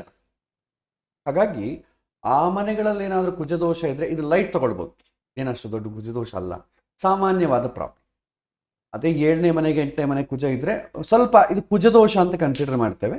ಆವಾಗ ಅಪೋಸಿಟ್ ಪಾರ್ಟಿನ ನೋಡ್ತೇವೆ, ಅವ್ರಿಗೇನಾದರೂ ಕುಜದೋಷ ಇದೆಯಾ, ಸೇಮ್ ಈ ಕುಜದೋಷನ ನ್ಯೂಟ್ರಲೈಸ್ಡ್ ಮಾಡುವಂಥ ಸ್ಥಿತಿಯಲ್ಲಿ ಅವ್ರ ಜಾತಕ ಇದೆಯಾ ಅಂತ ನೋಡ್ತೇವೆ. ಅವ್ರಿಗೆ ಕೂಡ 7ನೇ ಮನೆಗೂ 8ನೇ ಮನೆಗೂ ಕುಜದೋಷ ಇದ್ದರೆ, ಅಥವಾ ಏನಾದರೂ ಎಕ್ಸೆಪ್ಷನ್ಸ್ ಇದ್ದರೆ, ಪೇಷನ್ಸ್ ಇದ್ದರೆ, ಶುಭ ಗ್ರಹಗಳ ಸಂಬಂಧ ಇದ್ದರೆ ಮದುವೆ ಮಾಡ್ತೇವೆ, ಅದರ್ವೈಸ್ ಮದುವೆ ಬೇಡ ಅಂತ ಹೇಳ್ತೇವೆ. ಒಬ್ಬರಿಗೆ ಕುಜದೋಷವೇ ಇಲ್ಲ, ಇನ್ನೊಬ್ಬರಿಗೆ 7ನೇ ಮನೆಗೆ 8ನೇ ಮನೆಗೆ ಕುಜದೋಷ ಇದೆ, ಬೇಡ ಅಂತ ಹೇಳ್ತೇವೆ. ಹಾಗೆ ನಾವು ನೋಡಿ ಮಾಡ್ತೇವೆ. ಇದಕ್ಕೆ ಸ್ವಲ್ಪ ನಾವು ಬುದ್ಧಿ ಉಪಯೋಗಿಸ್ಬೇಕು. ಇಲ್ಲ ಏನಂತಂದರೆ ಯಾವುದೋ ಒಂದು ಪುಸ್ತಕದಲ್ಲಿ ಓದಿ ಮಾಡಬಾರ್ದು ಅಂತ ಹೇಳಿ ಡೈರೆಕ್ಟಾಗಿ ಹೇಳಿಬಿಟ್ರೆ ನಮ್ಮ ಕಾಂಟ್ರಿಬ್ಯೂಷನ್ ಏನಿರಲ್ಲ. ಅಸಲು ನಮಗೆ ಯಾವ ಸಂದರ್ಭದಲ್ಲಿ ಹೇಗೆ ರಿಯಾಕ್ಟ್ ಆಗಬೇಕು ಕೂಡ ಗೊತ್ತಾಗಲ್ಲ. These are practical problems. Mislead ಮಾಡೋಕ್ಕಾಗ್ತದೆ. ಇತ್ತೀಚೆಗೆ ಒಂದು ತಿಂಗಳ ಹಿಂದೆ ಅಂದ್ಕೊಳ್ತೇನೆ, ಐ ಆಮ್ ನಾಟ್ ಶೋರ್, ಒಬ್ಬ ಫ್ಯಾಮಿಲಿ ಬಂದಿದ್ರು. ಆಚಾರ್ಯ ನಮ್ಮ ವೈವಾಹಿಕ ಜೀವನದಲ್ಲಿ ತುಂಬ ಸಮಸ್ಯೆ ಇದೆ, ಒಬ್ಬ ಜ್ಯೋತಿಷ್ಯರ ಹತ್ರ ಹೋಗಿದ್ವಿ. ಅವರು ನಿಮ್ಮ ಮದುವೆ ಆದಂಥ ಮುಹೂರ್ತ ಸರಿ ಇಲ್ಲ, ನೀವು ಮತ್ತೆ ಒಂದು ಒಳ್ಳೆ ಮುಹೂರ್ತ ಇಟ್ಕೊಂಡು ಮದುವೆ ಮಾಡಿಕೊಂಡ್ರೆ ಜೀವನ ಸರಿ ಹೋಗುತ್ತೆ ಅಂತ ಹೇಳಿದ್ದಾರೆ. ನಮ್ಮ ಮದುವೆಗೆ ಒಂದು ಒಳ್ಳೆ ಮುಹೂರ್ತ ಇಟ್ಕೊಡಿ. ಎಷ್ಟು ಹಾಸ್ಯಾಸ್ಪದ ನೋಡಿ. ಆಲ್ರೆಡಿ ಮದುವೆ ಆದಂಥ 5 ವರ್ಷದ ಗಂಡ ಹೆಂಡತಿ ಮತ್ತೆ ಇನ್ನೊಂದು ಮದುವೆ ಮಾಡ್ಕೊಳ್ಳಿಕ್ಕೆ ಮುಹೂರ್ತ ಬೇಕಂತೆ. ಹಂಗಾದ್ರೆ ತಲೆ ಕೆಟ್ಟೋಯ್ತು, ಇಂಥ ಜ್ಯೋತಿಷ್ಯರು ಕೂಡ ಇದ್ದಾರಾ ಅಂತ. ಅದಕ್ಕೆ ಕಾಮನ್ ಸೆನ್ಸ್ ಉಪಯೋಗ ಮಾಡಿದ್ರೆ ಈ ಥರ ತೊಂದರೆಗಳು ಬರುತ್ತೆ, ಏನು ಮಾಡೋಕ್ಕಾಗಲ್ಲ. But anyway it's A good. ಈ ಥರ ಪ್ರಶ್ನೆಗಳು ನಿಮಗೆ ಏನಾದರೂ ಬಂದಾಗ ಕ್ಲಾರಿಫೈ ಮಾಡ್ಕೊಂಡ್ಬಿಟ್ರೆ ಏನಾಗುತ್ತೆ, ನಮಗೆ ನೆಕ್ಸ್ಟ್ ಟೈಮ್ ಅದನ್ನು ಅಪ್ಡೇಟ್ ಮಾಡ್ಕೊಂಡ್ಬಿಡ್ತೇವೆ. ಆ್ಯಕ್ಚುಲಿ ಕ್ಲಾರಿಫೈ ಮಾಡ್ಕೊಳ್ಳಿಕ್ಕೆ ಕ್ಲಾಸ್ ಇರೋದು. ಹಾಗಾಗಿ ಈ ಥರ ಪ್ರಶ್ನೆಗಳೇನಾದರೆ ಕೇಳಿ ಕ್ಲಿಯರ್ ಮಾಡ್ಕೊಂಡ್ಬಿಟ್ರೆ ನೆಕ್ಸ್ಟ್ ಟೈಮ್ ನೀವು ಒಬ್ಬನ ಗೈಡ್ ಮಾಡಲಿಕ್ಕೆ ತುಂಬ ಅನುಕೂಲ ಆಗ್ತದೆ. Good course. ಮತ್ತೆ ಬೇರೆ ಪ್ರಶ್ನೆ ಕೇಳ್ಬೋದು. ನಮಸ್ಕಾರ ಯೋಗೇಶ್ ಅವರೇ, ಹೇಳಿ. ಈಗ ನೀವು ದಗ್ಧ ರಾಶಿ ಬಗ್ಗೆ ಮಾತಾಡಿದ್ರಲ್ವಾ? ಹೌದು. ಸೊ ದಗ್ಧ ರಾಶಿಯಲ್ಲಿ ಆ particular lord it be not in the own sign, but ಆ ಲಾರ್ಡ್ ಬಂದು ಬೇರೆ ಮನೆಯಲ್ಲಿ ಇರುತ್ತೆ. ಓಕೆ. ಸೊ ವಿಲ್ ದಟ್ ದಗ್ಧ ರಾಶಿ ಪವರ್ ಆ ಲಾರ್ಡ್ ಜೊತೆಗೂ ಕನೆಕ್ಟ್ ಆಗುತ್ತೆ? ಇಲ್ಲ, ದಗ್ಧ ರಾಶಿ ಆ ಭಾವಕ್ಕೆ ಸಂಬಂಧಪಟ್ಟದ್ದಾಗಲಿ ಲಾರ್ಡ್ಗೆ ಸಂಬಂಧ ಇಲ್ಲ. ಆ ಲಾರ್ಡ್ ಏನಾಗುತ್ತೆ, ಹೆಂಗೆ ಕನೆಕ್ಟ್ ಆಗುತ್ತೆ ಅಂದರೆ ಆ ದಗ್ಧ ರಾಶಿಯ ಬಲಹೀನತೆಯನ್ನು ತೋರಿಸುತ್ತೆ ಅಷ್ಟೇ. ಲಾರ್ಡ್ಗೆ ಬೇರೆ ಸಂಬಂಧ ಇರಲ್ಲ. ಲಾರ್ಡ್ಗೆ ಅವನ ಕಾರಕತ್ವಗಳಿಗೆ ಏನು ದೋಷ ಬರಲ್ಲ. ಕಾರಕತ್ವಗಳನ್ನು ಇನ್ಫ್ಲೂಯೆನ್ಸ್, ಈ ದಗ್ಧ ರಾಶಿ ಆ ಲಾರ್ಡ್ ಕಾರಕತ್ವಗಳನ್ನು ಇನ್ಫ್ಲೂಯೆನ್ಸ್ ಮಾಡಲ್ಲ. ಅಂದರೆ ನ್ಯಾಚುರಲ್ ಸಿಗ್ನಿಫಿಕೇಶನ್ಸ್ ಅದು ಇನ್ಫ್ಲೂಯೆನ್ಸ್ ಮಾಡಲ್ಲ. ಹೌದು. For example, when a malefic house is owned by a malefic, that will give malefic results. But that malefic lord plays somewhere else, even that will create a problem in that particular bhava ಅಂತ ನಾವು ಓದಿದೀವಿ. ಅಂದ್ರೆ ಆ malefic planet natural ಸಿಗ್ನಿಫಿಕೇಶನ್ ಏನಿದೆ ಅದು workout ಆಗುತ್ತೆ. ಈ ಭಾವದ effect ಅಲ್ಲಿ ವರ್ಕೌಟ್ ಆಗಲ್ಲ. ಈ ದಗ್ಧ ಭಾವ ಇದಲ್ವಾ, ಈ ಭಾವದ ಎಫೆಕ್ಟ್ ಅಲ್ಲಿ ವರ್ಕೌಟ್ ಆಗ. ಈಗ ಸಪೋಸ್ ಫಾರ್ ಎಕ್ಸಾಂಪಲ್, ಈಗ ಒಂದು ಮನೆಗೆ ಗುರು ಅಧಿಪತಿ. ಆ ಗುರು ಈ ಧನುಸ್ ರಾಶಿ ದಗ್ಧ ರಾಶಿ ಆಗಿದೆ. ಆ ಗುರು ಬಂದು ಮೇಷರಾಶಿಯಲ್ಲಿದ್ದಾನೆ. ಈಗ ಮೇಷರಾಶಿ ಬಂದು ಸಪೋಸ್ ಯಾವುದನ್ನ ಒಂದು ಒಳ್ಳೆ ಮನೆ ದಶಮ ಸ್ಥಾನ ಆಯಿತು ಅಂತ ಅಂದ್ಕೊಳ್ಳೋಣ. ಮೇಷರಾಶಿ ದಶಮ ಸ್ಥಾನ. ಆ ಮೇಷರಾಶಿ ದಶಮ ಸ್ಥಾನ ಆದಾಗ ಈ ಗುರು ಬಂದು ಈ ಒಂದು ದಗ್ಧ ರಾಶಿಗೆ ಅಧಿಪತಿ ಆಗಿರೋದ್ರಿಂದ ಆ ದಶಮ ಸ್ಥಾನಕ್ಕೆ ಏನಾದರೂ ಎಫೆಕ್ಟ್ ಆಗುತ್ತೆ ಅಂದರೆ ಏನೂ ಎಫೆಕ್ಟ್ ಆಗಲ್ಲ. ಈ ಗುರುವಿನ ನ್ಯಾಚುರಲ್ ಸಿಗ್ನಿಫಿಕೇಶನ್ ಏನಿದೆ ಶುಭ, ಆ ಶುಭನೇ ಅದಕ್ಕೆ ವರ್ಕೌಟ್ ಆಗುತ್ತಾಗಲಿ. ದಗ್ಧ ರಾಶಿ ದಗ್ಧ ಯೋಗ ಅಂತ ಹೇಳ್ತಾರಾಗ್ಲಿ, ದಗ್ಧ ಅಧಿಪತಿ ಇಲ್ಲ. ಓನ್ಲಿ ಅದು ಆ ಪರ್ಟಿಕ್ಯುಲರ್ಗೆ ಮಾತ್ರವೇ ನಮಗೆ ನೋಡ್ತೇವೆ. ಹಾಗಾಗಿ ಅಲ್ಲ, ಯಾಕಂದ್ರೆ ನಾನು ಈ ಕ್ವಶನ್ ಕೇಳೋ ರೀಸನ್ ಏನಂದ್ರೆ, ಈಗ ಇವಾಗ ನಾನು ಈ ಸಬ್ಜೆಕ್ಟ್ ಕಲ್ತ ಮೇಲೆ ನಾನು ಹೇಳ್ತಾ ಇರೋದು ಅಂದ್ರೆ being in business from past so many years. ಇವಾಗ ಆ ಪರ್ಟಿಕ್ಯುಲರ್ ಇವಾಗ ನನ್ನ ಸೈನ್ ಬಗ್ಗೆ ನಾನು ಮಾತಾಡ್ತೀನಿ. ನಂದು ದಗ್ಧ ರಾಶಿ ಬಂದು ಲಿಯೋ ಇದೆ. So that is third house. Okay. ರಾಶಿಯಿಂದ 3ನೇ ಮನೆ. And that is Leo, the lord is sun. Okay. ಇವಾಗ ನಾನು ನಮ್ಮ ಬಿಸ್ನೆಸ್ ಅಲ್ಲಿ ಲಿಯೋ ಸೈನ್ ಜೊತೆಗೆ ಯಾರ್ಯಾರ ಜೊತೆ ವ್ಯವಹಾರ ಮಾಡಿದೀನೋ, I have found that it is not satisfactory. ಅಂದ್ರೆ ನಮಗೆ ಸ್ಯಾಟಿಸ್ಫ್ಯಾಕ್ಟರಿ ರಿಸಲ್ಟ್ಸ್ ಕೊಡಲ್ಲ. ಅದೇ ಸೇಮ್ ಅಂದ್ರೆ ಲಿಯೋ ಓನರ್ಶಿಪ್ ಯಾವ್ದು ಅಂದ್ರೆ ಲೈಕ್ ಲಿಯೋ ಹೆಸರಲ್ಲಿ ಯಾವ ಬರ್ತದೋ ಆ ಪರ್ಟಿಕ್ಯುಲರ್ ವ್ಯಕ್ತಿ ಜೊತೆಗೆ it doesn't give me that good results compared to other rashis. It gives me something good results. So that is what I want to understand. But this is an experience. This is an experience, but ಇದಕ್ಕೇನು rule ಇಲ್ಲ. May be ಅದಾಗಲಿಕ್ಕೆ ಬೇರೆ reasons ಕೂಡ ಇರ್ಬೋದು. ಈಗ partnership ಗ್ರಹ ಮೈತ್ರಿ ಅಂತ ವಿಚಾರದಲ್ಲಿ ಬಂದಾಗ ಬೇರೆ ರೀಸನ್ಸ್ ಕೂಡ ಇರ್ಬೋದಲ್ಲ. ಈಗ ನಿಮಗೆ ನಿಮ್ಮ ನಿಮ್ಮ ನಿಮ್ಮ ಮೆಂಟಾಲಿಟಿಗೆ ಕನೆಕ್ಟೆಡ್ ಇರುವಂಥ ಮೆಂಟಾಲಿಟಿ ಇರುವಂಥ ಗ್ರಹ ಮೈತ್ರಿ ಮ್ಯಾಚ್ ಆಗಬೇಕು. ಬೇರೆ ಯಾಕಂದರೆ ಪುಣ್ಯ ಕೂಡ ಮ್ಯಾಚ್ ಆಗಬೇಕು. ಮೇ ಬಿ ಅವನಿಗೆ ನಿಮ್ಮ ಜಾತಕ ಪ್ರಕಾರ, ಅವನ ಜಾತಕ ಪ್ರಕಾರ ಉದ್ಯೋಗಕ್ಕೆ ಸಂಬಂಧಪಟ್ಟ ಯೋಗ ಕೂಡ ಡಿಪೆಂಡ್ ಆಗುತ್ತೆ. Not only this. ಈಗ ದಗ್ಧ ಅಧಿಪತಿ ದಗ್ಧ ರಾಶಿ ಒಂದನ್ನೇ ನೀವು ಕನ್ಸಿಡರ್ ಮಾಡೋಕ್ಕಾಗಲ್ಲ, ಬೇರೆ ಕೂಡ ಕನ್ಸಿಡರ್ ಮಾಡಬೇಕಾಗುತ್ತೆ. ಹಾಗಾಗಿ ಇದನ್ನೊಂದು ಫಾರ್ಮುಲಾ ಥರ ಮಾಡಲಿಕ್ಕಾಗಲ್ಲ. Maybe it's an experience. ಈ ಕ್ವಶನ್ ಕೇಳೋ ರೀಸನ್ ಏನಂದ್ರೆ, ಇವಾಗ ನನ್ನ ಬಿಸ್ನೆಸ್ ನಾನು ಒಂದೇ ಬಿಸ್ನೆಸ್ ಮಾಡ್ತಾ ಇರೋದು ಲಾಸ್ಟ್ ಅರೌಂಡ್ 36-37 ಇಯರ್ಸ್ ಇಂದ. ಸೊ ಈ 36-37 ಇಯರ್ಸ್ ಅಲ್ಲಿ ನನಗೆ ಇವೆಲ್ಲ ಇದ್ರ ಬಗ್ಗೆ ನನಗೆ ನಾಲೆಡ್ಜ್ ಇರಲಿಲ್ಲ. But I use to experience some pains some gains ಅಂತ ಮಾಡ್ಕೊಂಡು ಬರ್ತಾ ಇದ್ದೆ. ಬಟ್ ಈ ಲಾಸ್ಟ್ 2.5 ಇಯರ್ಸ್ ಅಲ್ಲಿ ಕೆಲವು ನಾವು ಪಾಸ್ಟ್ ಅಬ್ಸರ್ವೇಷನ್ಸ್ ಮಾಡ್ತೀವಿ ಅಲ್ವಾ ಕಲ್ತ ಮೇಲೆ. ಹೌದು, ಕೆಲವು ವ್ಯಕ್ತಿ ಜೊತೆ ನಮ್ಗೆ ಒಂದು ಕೆಟ್ಟ ಅನುಭವ ಆಗಿರುತ್ತೆ, ಕೆಲವು ಒಳ್ಳೆ ಅನುಭವ ಆಗಿರುತ್ತೆ, ಕೆಲವು ಬಹಳ ಒಳ್ಳೆ ಅನುಭವ ಆಗಿರುತ್ತೆ. ಸೊ ಹಾಗ್ ನೋಡಿದಾಗ ಈ ಪರ್ಟಿಕ್ಯುಲರ್ ಲಿಯೋ ಸೈನ್ ಜೊತೆ ಕನೆಕ್ಟ್ ಆದಾಗ ನಮ್ಗಂತ ಅನುಭವಗಳು ಆಗಿರುತ್ತೆ. ಸೊ ಪರ್ಟಿಕ್ಯುಲರ್ ಇವಾಗ ನಾನು ನನ್ನ ಬಿಸ್ನೆಸ್ ಹೇಗಂದ್ರೆ ನನ್ನ ಹತ್ರ ಪರ್ಚೇಸ್ ಮಾಡಿದ್ದೀನಿ ಯಾವ ಆ ಲಿಯೋ ಸೈನ್ ಹತ್ರ. ಸೊ ಅಂತವ್ರ ಜೊತೆ ವ್ಯವಹಾರ ಅದೇನೋ like it will not give me that fruitful results. ಇದನ್ನ ಕೇಸ್ ಸ್ಟಡಿ ಮಾಡಿದ್ರೆ ಗೊತ್ತಾಗ. ಇದು ವ್ಯಕ್ತಿಗತವಾಗಿ ಬಂದಾಗ ಇದನ್ನ ಈ ರೀಸನ್ ಇಂದಾನೇ ಆಗ್ತಾ ಇದೆ ಅಂತ ಅಂಬೋದು ಕೇಸ್ ಸ್ಟಡಿ ಮಾಡಬೇಕು. ಕೇಸ್ ಸ್ಟಡಿ ಮಾಡಿದ್ರೆ ಗೊತ್ತಾಗುತ್ತೆ. ಇವಾಗ ನಾನು ಲಿಯೋ ಸೈನ್ ಪರ್ಟಿಕ್ಯುಲರ್ ಯಾಕೆ ಮಾತಾಡ್ತಾ ಇದ್ದೀನಿ ಅಂದ್ರೆ the lordship will it carry that ದಗ್ಧ ರಾಶಿ ರಿಸಲ್ಟ್ಸ್. ಅಂತ ಕೇಳೋ ರೀಸನ್ ಇಷ್ಟೇ. ಇಲ್ಲ ಲಾರ್ಡ್ಶಿಪ್ ಕ್ಯಾರಿ ಮಾಡಲ್ಲ. ಮೇ ಬಿ ಆ ರಾಶಿ ಭಾವಕ್ಕೆ ಸಂಬಂಧಪಟ್ಟ ರಿಸಲ್ಟ್ಸ್ ಕ್ಯಾರಿ ಮಾಡ್ಬೋದೇನೋ. ರಾಶಿ ಕ್ಯಾರಿ ಮಾಡಲ್ಲ. ಅಂದರೆ ಅಧಿಪತಿ ಅಂದ್ರೆ ನೀವೇನು ಮಾಡ್ತೀವಿ ಅಂತಂದರೆ ಆ ಅಧಿಪತಿಗೆ ನ್ಯಾಚುರಲ್ ಸಿಗ್ನಿಫಿಕೇಶನ್ಸ್ಗೆ ಏನೂ ಎಫೆಕ್ಟ್ ಆಗಲ್ಲ. ಇದು ಕ್ಯಾರಿ ಮಾಡಲ್ಲ. ಈಗ ಗುರು ದಗ್ಧರಾಶಿಯಾಧಿಪತಿ ಆದ ಕೂಡ ಗುರು ಬಂದು ಸಂತಾನಕಾರಕ. ಆ ಸಂತಾನದ ಮೇಲೆ ಈ ದಗ್ಧರಾಶಿ ಎಫೆಕ್ಟ್ ಬೀಳೋದಿಲ್ಲ. Okay. So natural signification effect ಆಗೋದಿಲ್ಲ. ಮೇ ಬಿ ಆ ಲಾರ್ಡ್ ದಗ್ಧರಾಶಿಯಾಧಿಪತಿ ಇರೋದ್ರಿಂದ ಆ ದಗ್ಧರಾಶಿಗೆ ಓನರ್ ಅಲ್ವಾ, ಆ ದಗ್ಧರಾಶಿಯಲ್ಲಿ ಏನೇನು ವಿಷಯಗಳು ಬರುತ್ತೋ ಮೇ ಬಿ ಅದು ಇನ್ಫ್ಲುಯೆನ್ಸ್ ಆಗ್ಬೋದು. ಇನ್ನೊಂದು ಅಬ್ಸರ್ವೇಷನ್ ಹೇಳ್ತೀನಿ. For example, Leo is connected to sun and the sun is adhipati for Sundays. So even the Sundays what I have done will be not that satisfactory. Andre idu nandu observation, it's from past around 10 years. Back history ella nodidaga ನಾನು ಇದ್ರ ಜೊತೆ correlate ಮಾಡೋದಕ್ಕೆ try ಮಾಡ್ತಾ ಇದ್ದೀನಿ. ಅಂತ understand ಮಾಡ್ಬೋದು. ಅದು ನಾವು ಕೇಸ್ ಸ್ಟಡಿ ಮಾಡ್ಕೊಳ್ತಾ ಇದ್ರೆ ಮಾಡ್ಬೋದು.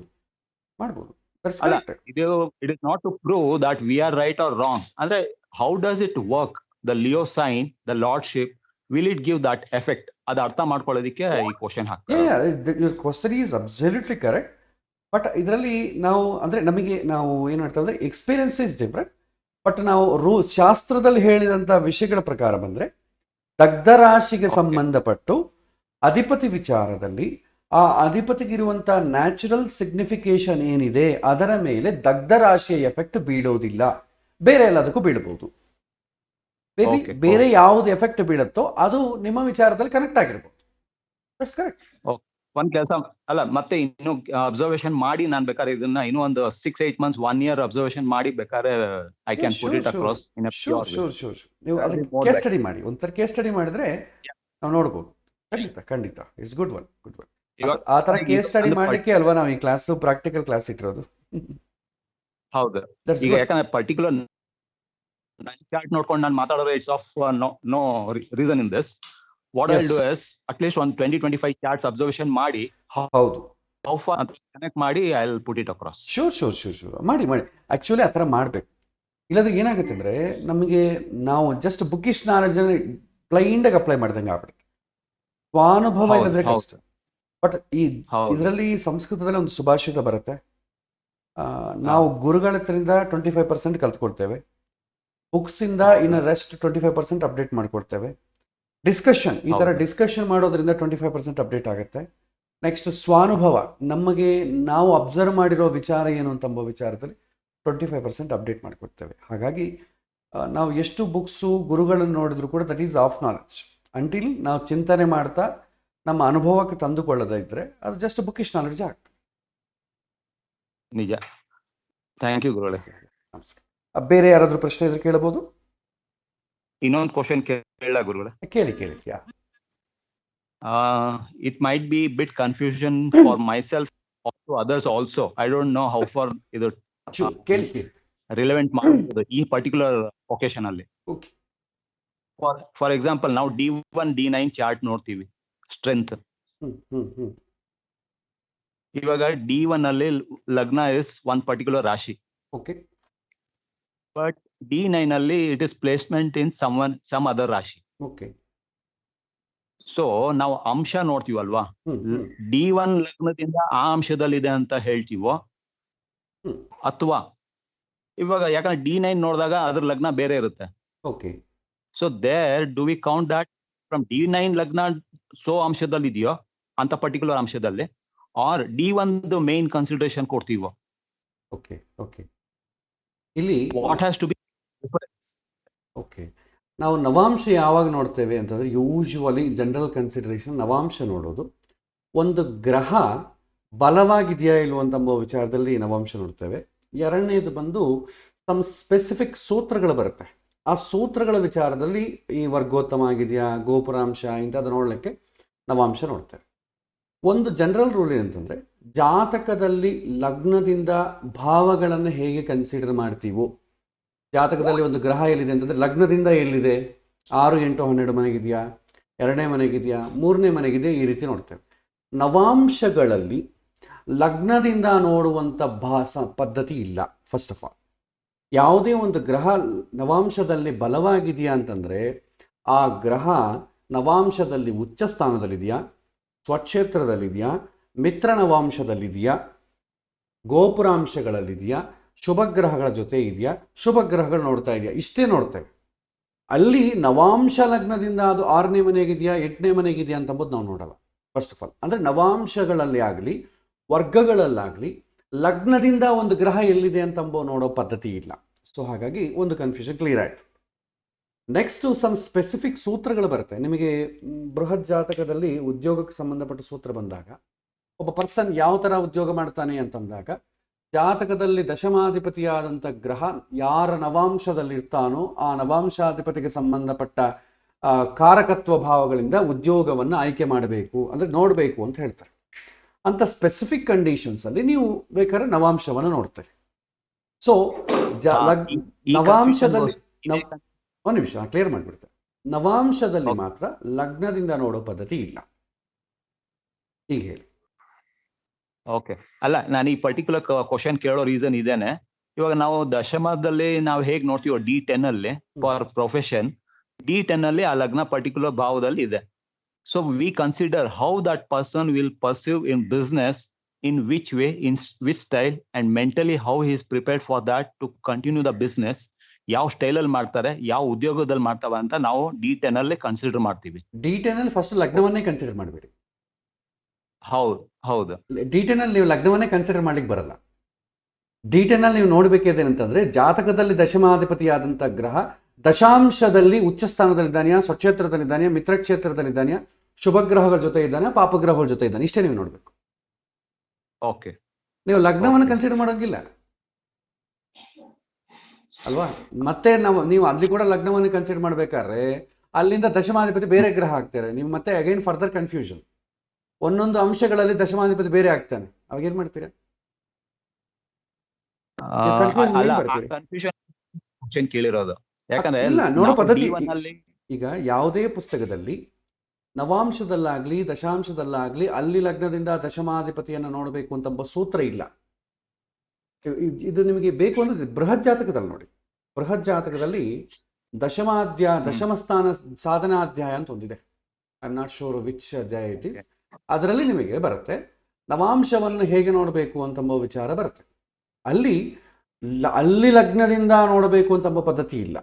ಅಲ್ಲಿ ಲಗ್ನವನ್ನು ದಶಾಂಶದಲ್ಲಾಗಲಿ ನವಾಂಶದಲ್ಲಾಗಲಿ ಲಗ್ನ ಅಂತಂಬೋದು ಬಂದರೆ ಅಗೈನ್ ದಶಮಾಧಿಪತಿ ಬೇರೆ ಆಗ್ತಾನೆ, ದಶಮ ಸ್ಥಾನ ಬೇರೆ ಆಗ್ತದೆ. ಹಾಗಾಗಿ ವರ್ಗ ಚಕ್ರಗಳಲ್ಲಿ ಎಲ್ಲಿಯೂ ಕೂಡ ಲಗ್ನದಿಂದ ನೋಡುವಂಥ ಲಗ್ನ ಇರಬಹುದು.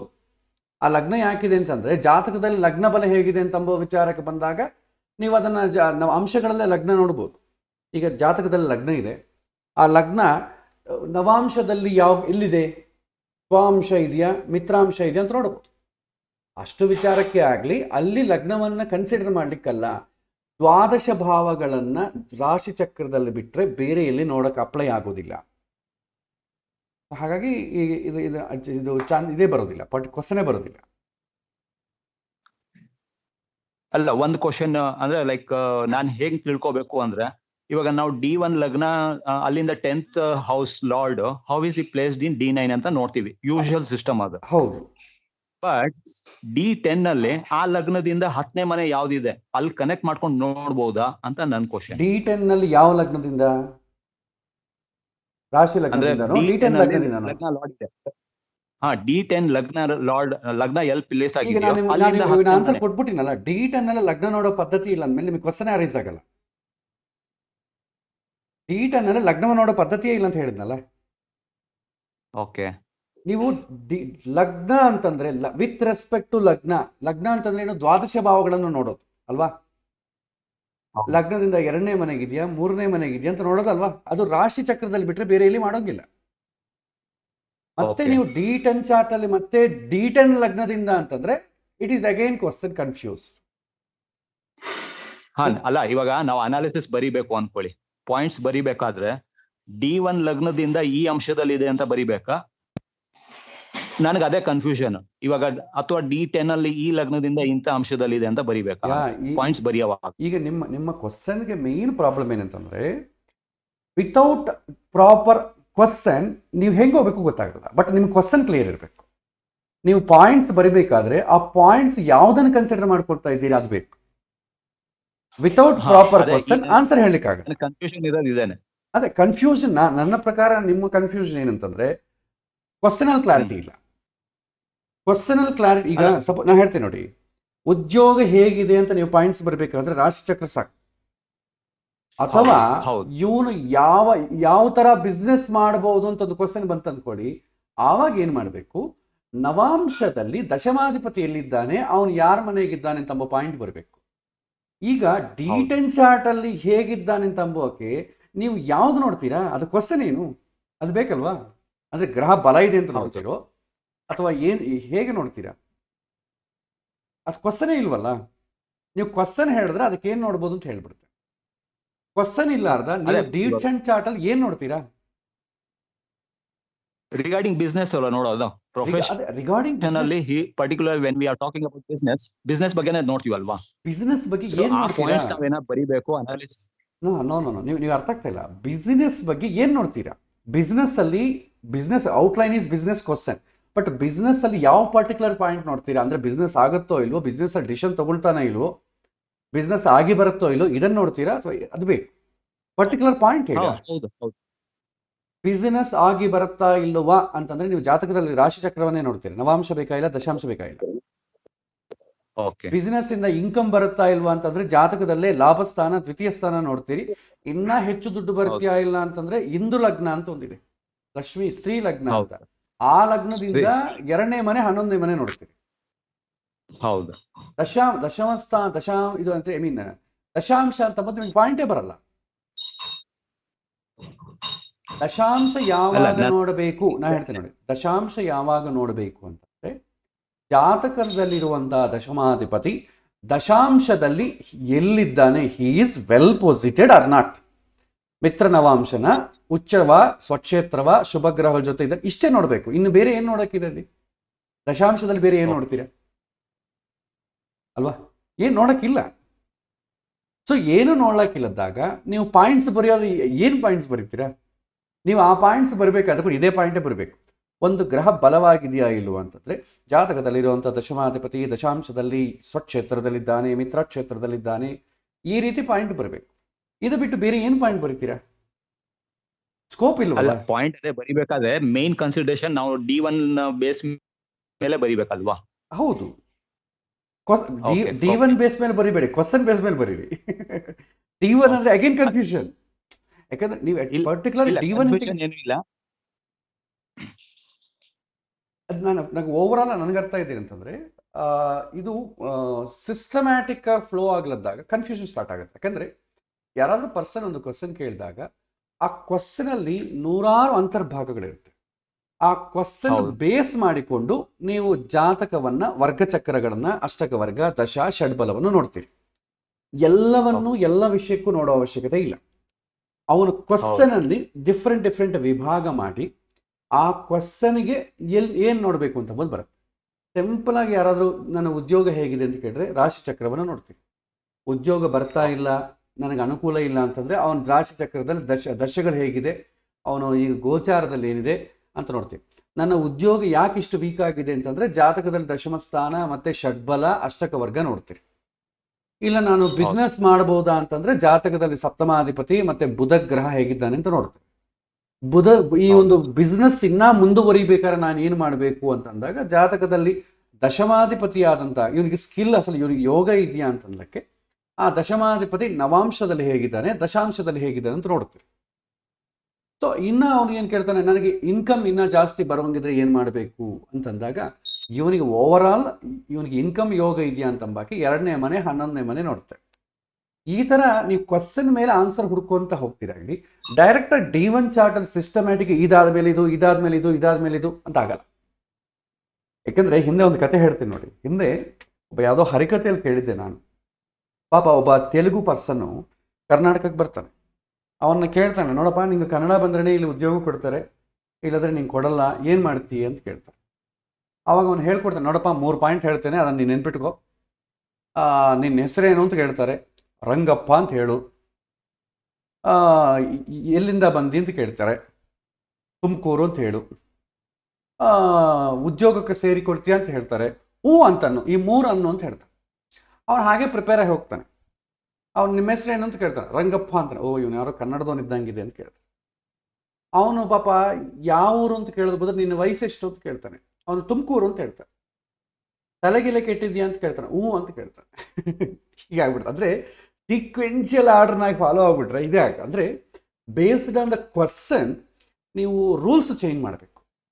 ಈ ಭಾಳಷ್ಟು ಬುಕ್ಸಲ್ಲಿ ಅಥವಾ ಭಾಳಷ್ಟು ಜ್ಯೋತಿಷ್ಯರು ಎಕ್ಸ್ಪ್ಲೈನ್ ಮಾಡೋದ್ರಲ್ಲಿ ಏನಾಗುತ್ತೆ ಅಂದರೆ, ಇದಾದ್ಮೇಲೆ ಇದೇ ನೋಡಬೇಕು, ಇದಾದ್ಮೇಲೆ ಇದೇ ನೋಡಬೇಕು, ಇದಾದ್ಮೇಲೆ ಇದೇ ನೋಡಬೇಕು ಅಂತ ಇರುತ್ತೆ. ಅಂದರೆ ಅವನು ಯಾವ ಕ್ವಶನ್ ಕೇಳಿದ್ರು ನೀವು ಇದೇ ರೀತಿಯಲ್ಲಿ ನೋಡ್ಕೊತ ಹೋಗ್ತೀರ. ಬಟ್ ಆನ್ಸರ್ ನಿಮಗೆ ಹೊಳೆಯೋದಿಲ್ಲ, ಒಂದೇ ಸಿಸ್ಟಮ್ಯಾಟಿಕ್ ಆನ್ಸರ್ ಬರುತ್ತೆ. ಅದನ್ನು ಬಿಟ್ಟು ಅವನ ಕ್ವಶನಲ್ಲೇ ಉದ್ಯೋಗ ವ್ಯಾಪಾರ ಅಂತ ಬಂದಾಗ ಉದ್ಯೋಗದ ಬಗ್ಗೆ ಟೆನ್ಷನ್ ಫೀಲ್ ಆಗ್ತಾ ಇದ್ದಾನೆಯಾ, ಅವನು ಉದ್ಯೋಗದ ದುಡ್ಡಿನ ಬಗ್ಗೆ ಟೆನ್ಷನ್ ಫೀಲ್ ಆಗ್ತಾ ಇದ್ದಾನೆಯಾ, ಆದಾಯ ಇನ್ಕಮ್ ಬರಬೇಕಲ್ವ. ಇನ್ಕಮ್ ಬರಬೇಕು ಅಂತಂದರೆ ಉದ್ಯೋಗ ಒಂದೇ ಇಲ್ಲ, ದ್ವಿತೀಯ ಸ್ಥಾನ ಲಾಭ ಸ್ಥಾನಗಳು ನೋಡಬೇಕಾಗ್ತದೆ. ಹಾಗಾಗಿ ದಶಮ ಸ್ಥಾನವನ್ನೇ ನೀವು ಇಟ್ಕೊಂಡು ಹೋಗ್ಲಿಕ್ಕೆ ಆಗೋದಿಲ್ಲ. ಸೊ ಅದಕ್ಕೆ ಅವನು ಕ್ವಶನ್ ಏನಿದೆ ಆ ಕ್ವಶನನ್ನು ನಿಮ್ಮ ಮೈಂಡಲ್ಲಿ ಫ್ಲಾಶ್ ಆಯ್ತಂದರೆ ಅದನ್ನು ನೋಡಬೇಕಾದ್ರೆ ನಾನು ಜಾತಕದಲ್ಲಿ ಯಾವ ಗ್ರಹ ನೋಡಬೇಕು ಅಂತ ಗೊತ್ತಾಗ್ತದೆ. ಕೆಲವೊಮ್ಮೆ ಉದ್ಯೋಗಕ್ಕೆ ನಾವು ಏಕಾದಶ ಸ್ಥಾನ ಕೂಡ ನೋಡ್ತೇವೆ, ದಶಮ ಸ್ಥಾನ ಬಿಟ್ಟುಬಿಡ್ತೇವೆ. ಅವನು ಪರ್ಟಿಕ್ಯುಲರ್ಲಿ ನನಗೆ ದುಡ್ಡು ಬರುತ್ತಾ ಇಲ್ಲ ಅಂತ ಅಂಬೋದು ಕೇಳಿದಾಗ ದುಡ್ಡು ನಿಲ್ತಾ ಇಲ್ಲ ಅಂತ ಕೇಳ್ತಾನೆ. ನಾವು ಉದ್ಯೋಗ ಸ್ಥಾನ ಅಲ್ಲ, ದ್ವಾದಶ ಸ್ಥಾನವನ್ನು ಕೂಡ ನೋಡಬೇಕು. ಏನ್ರಿ ನಾನು ಉದ್ಯೋಗ ಅಷ್ಟು ಇಂಪ್ರೂವ್ಮೆಂಟೇ ಇಲ್ಲ, ಏನೋ ಬರ್ತಾ ಇದೆ, ಪರ್ ಮಂತ್ ನನಗೆ 2 lakhs ಬರ್ತಾ ಇದೆ, ಆದರೂ ನನಗೆ ಇಂಪ್ರೂವ್ಮೆಂಟೇ ಇಲ್ಲ ಅಂತ ಹೇಳ್ತಾರೆ. ಇಂಪ್ರೂವ್ಮೆಂಟ್ ಇರೋದು ಯಾವುದೋ ವಿಚಾರದಲ್ಲಿ, ದುಡ್ಡು ಬರೋ ವಿಚಾರದಲ್ಲ, ದುಡ್ಡು ನಿಲ್ತಾ ಇಲ್ಲ ಅಂತ ಅಂಬೋ ವಿಚಾರದಲ್ಲಿ. ದುಡ್ಡು ನಿಲ್ತಾ ಇಲ್ಲ ಅಂತ ಅಂಬೋದನ್ನ ಏನು ನೋಡಬೇಕು, ವ್ಯಯ ಸ್ಥಾನವನ್ನು ನೋಡಬೇಕು, ಆಮೇಲೆ ವಿಯೋಗ ಸ್ಥಾನವನ್ನು ನೋಡಬೇಕು. ನೀವು ಡೈರೆಕ್ಟ್ 10,000 ಇಟ್ಕೊಂಡ್ರೆ ಆಗಲ್ಲ. ಅಂದರೆ ಬೇಸ್ಡ್ ಆನ್ ದ ಕ್ವಶನ್, ಅಂದರೆ ಅವನು ಕ್ವಶನ್ ಕೇಳೋದು ಬೇರೆ, ಆ ಕ್ವಶನನ್ನು ನೀವು ಮತ್ತೆ ಚಿಕ್ಕ ಚಿಕ್ಕ ಕ್ವಶನ್ಸ್ ಆಗಿ ನೀವಾಗಿ ಹೊಡ್ಕೋಬೇಕು. ಅದನ್ನು ಬೇಸ್ ಮಾಡ್ಕೊಂಡು ನೀವು ನೋಡಿದಾಗ you will get correct answer. ಇಲ್ಲದ್ರೆ ಏನಾಗುತ್ತೆ, ಸಿಸ್ಟಮ್ಯಾಟಿಕ್ ಆಗಿ ಇದೇ ಸ್ಟೈಲಲ್ಲಿ ನಾವು ಪಾಯಿಂಟ್ಸ್ ಬರಬೇಕು ಅಂತ ಇದೇ ಸ್ಟೈಲಲ್ಲಿ ಹೋದರೆ ಕೆಲವೊಂದು ಕರೆಕ್ಟ್ ಆಗುತ್ತೆ, ಎಲ್ಲರಿಗೂ ಅದು ಅಪ್ಲೈ ಆಗಲ್ಲ. ಒಂದೊಂದ್ಸರಿ ಏನಾಗುತ್ತೆ, ಈ ಪ್ರಾಸೆಸ್ ಹೋಗ್ಲಿಕ್ಕೆ ನಮಗೂ ಕನ್ಫ್ಯೂಸ್ ಆಗಿಬಿಡ್ತದೆ. ಸೊ ಯಾಕೆ ಇದು ಬರ್ತಾ ಇಲ್ಲ ಅಂತಂಬೋದು ನಮಗೂ ಕನ್ಫ್ಯೂಸ್ ಬಂದ್ಬಿಡುತ್ತೆ. So based on the question ನೀವು ರೂಲ್ಸ್ ಎಲ್ಲ ಚೇಂಜ್ ಮಾಡ್ಕೊತ ಹೋಗಿ, ದಟ್ ಇಸ್ ಕರೆಕ್ಟ್. ಯಾ ಬೇರೆ ಪ್ರಶ್ನೆ ಅಂತ ಕೇಳ್ಬೋದು?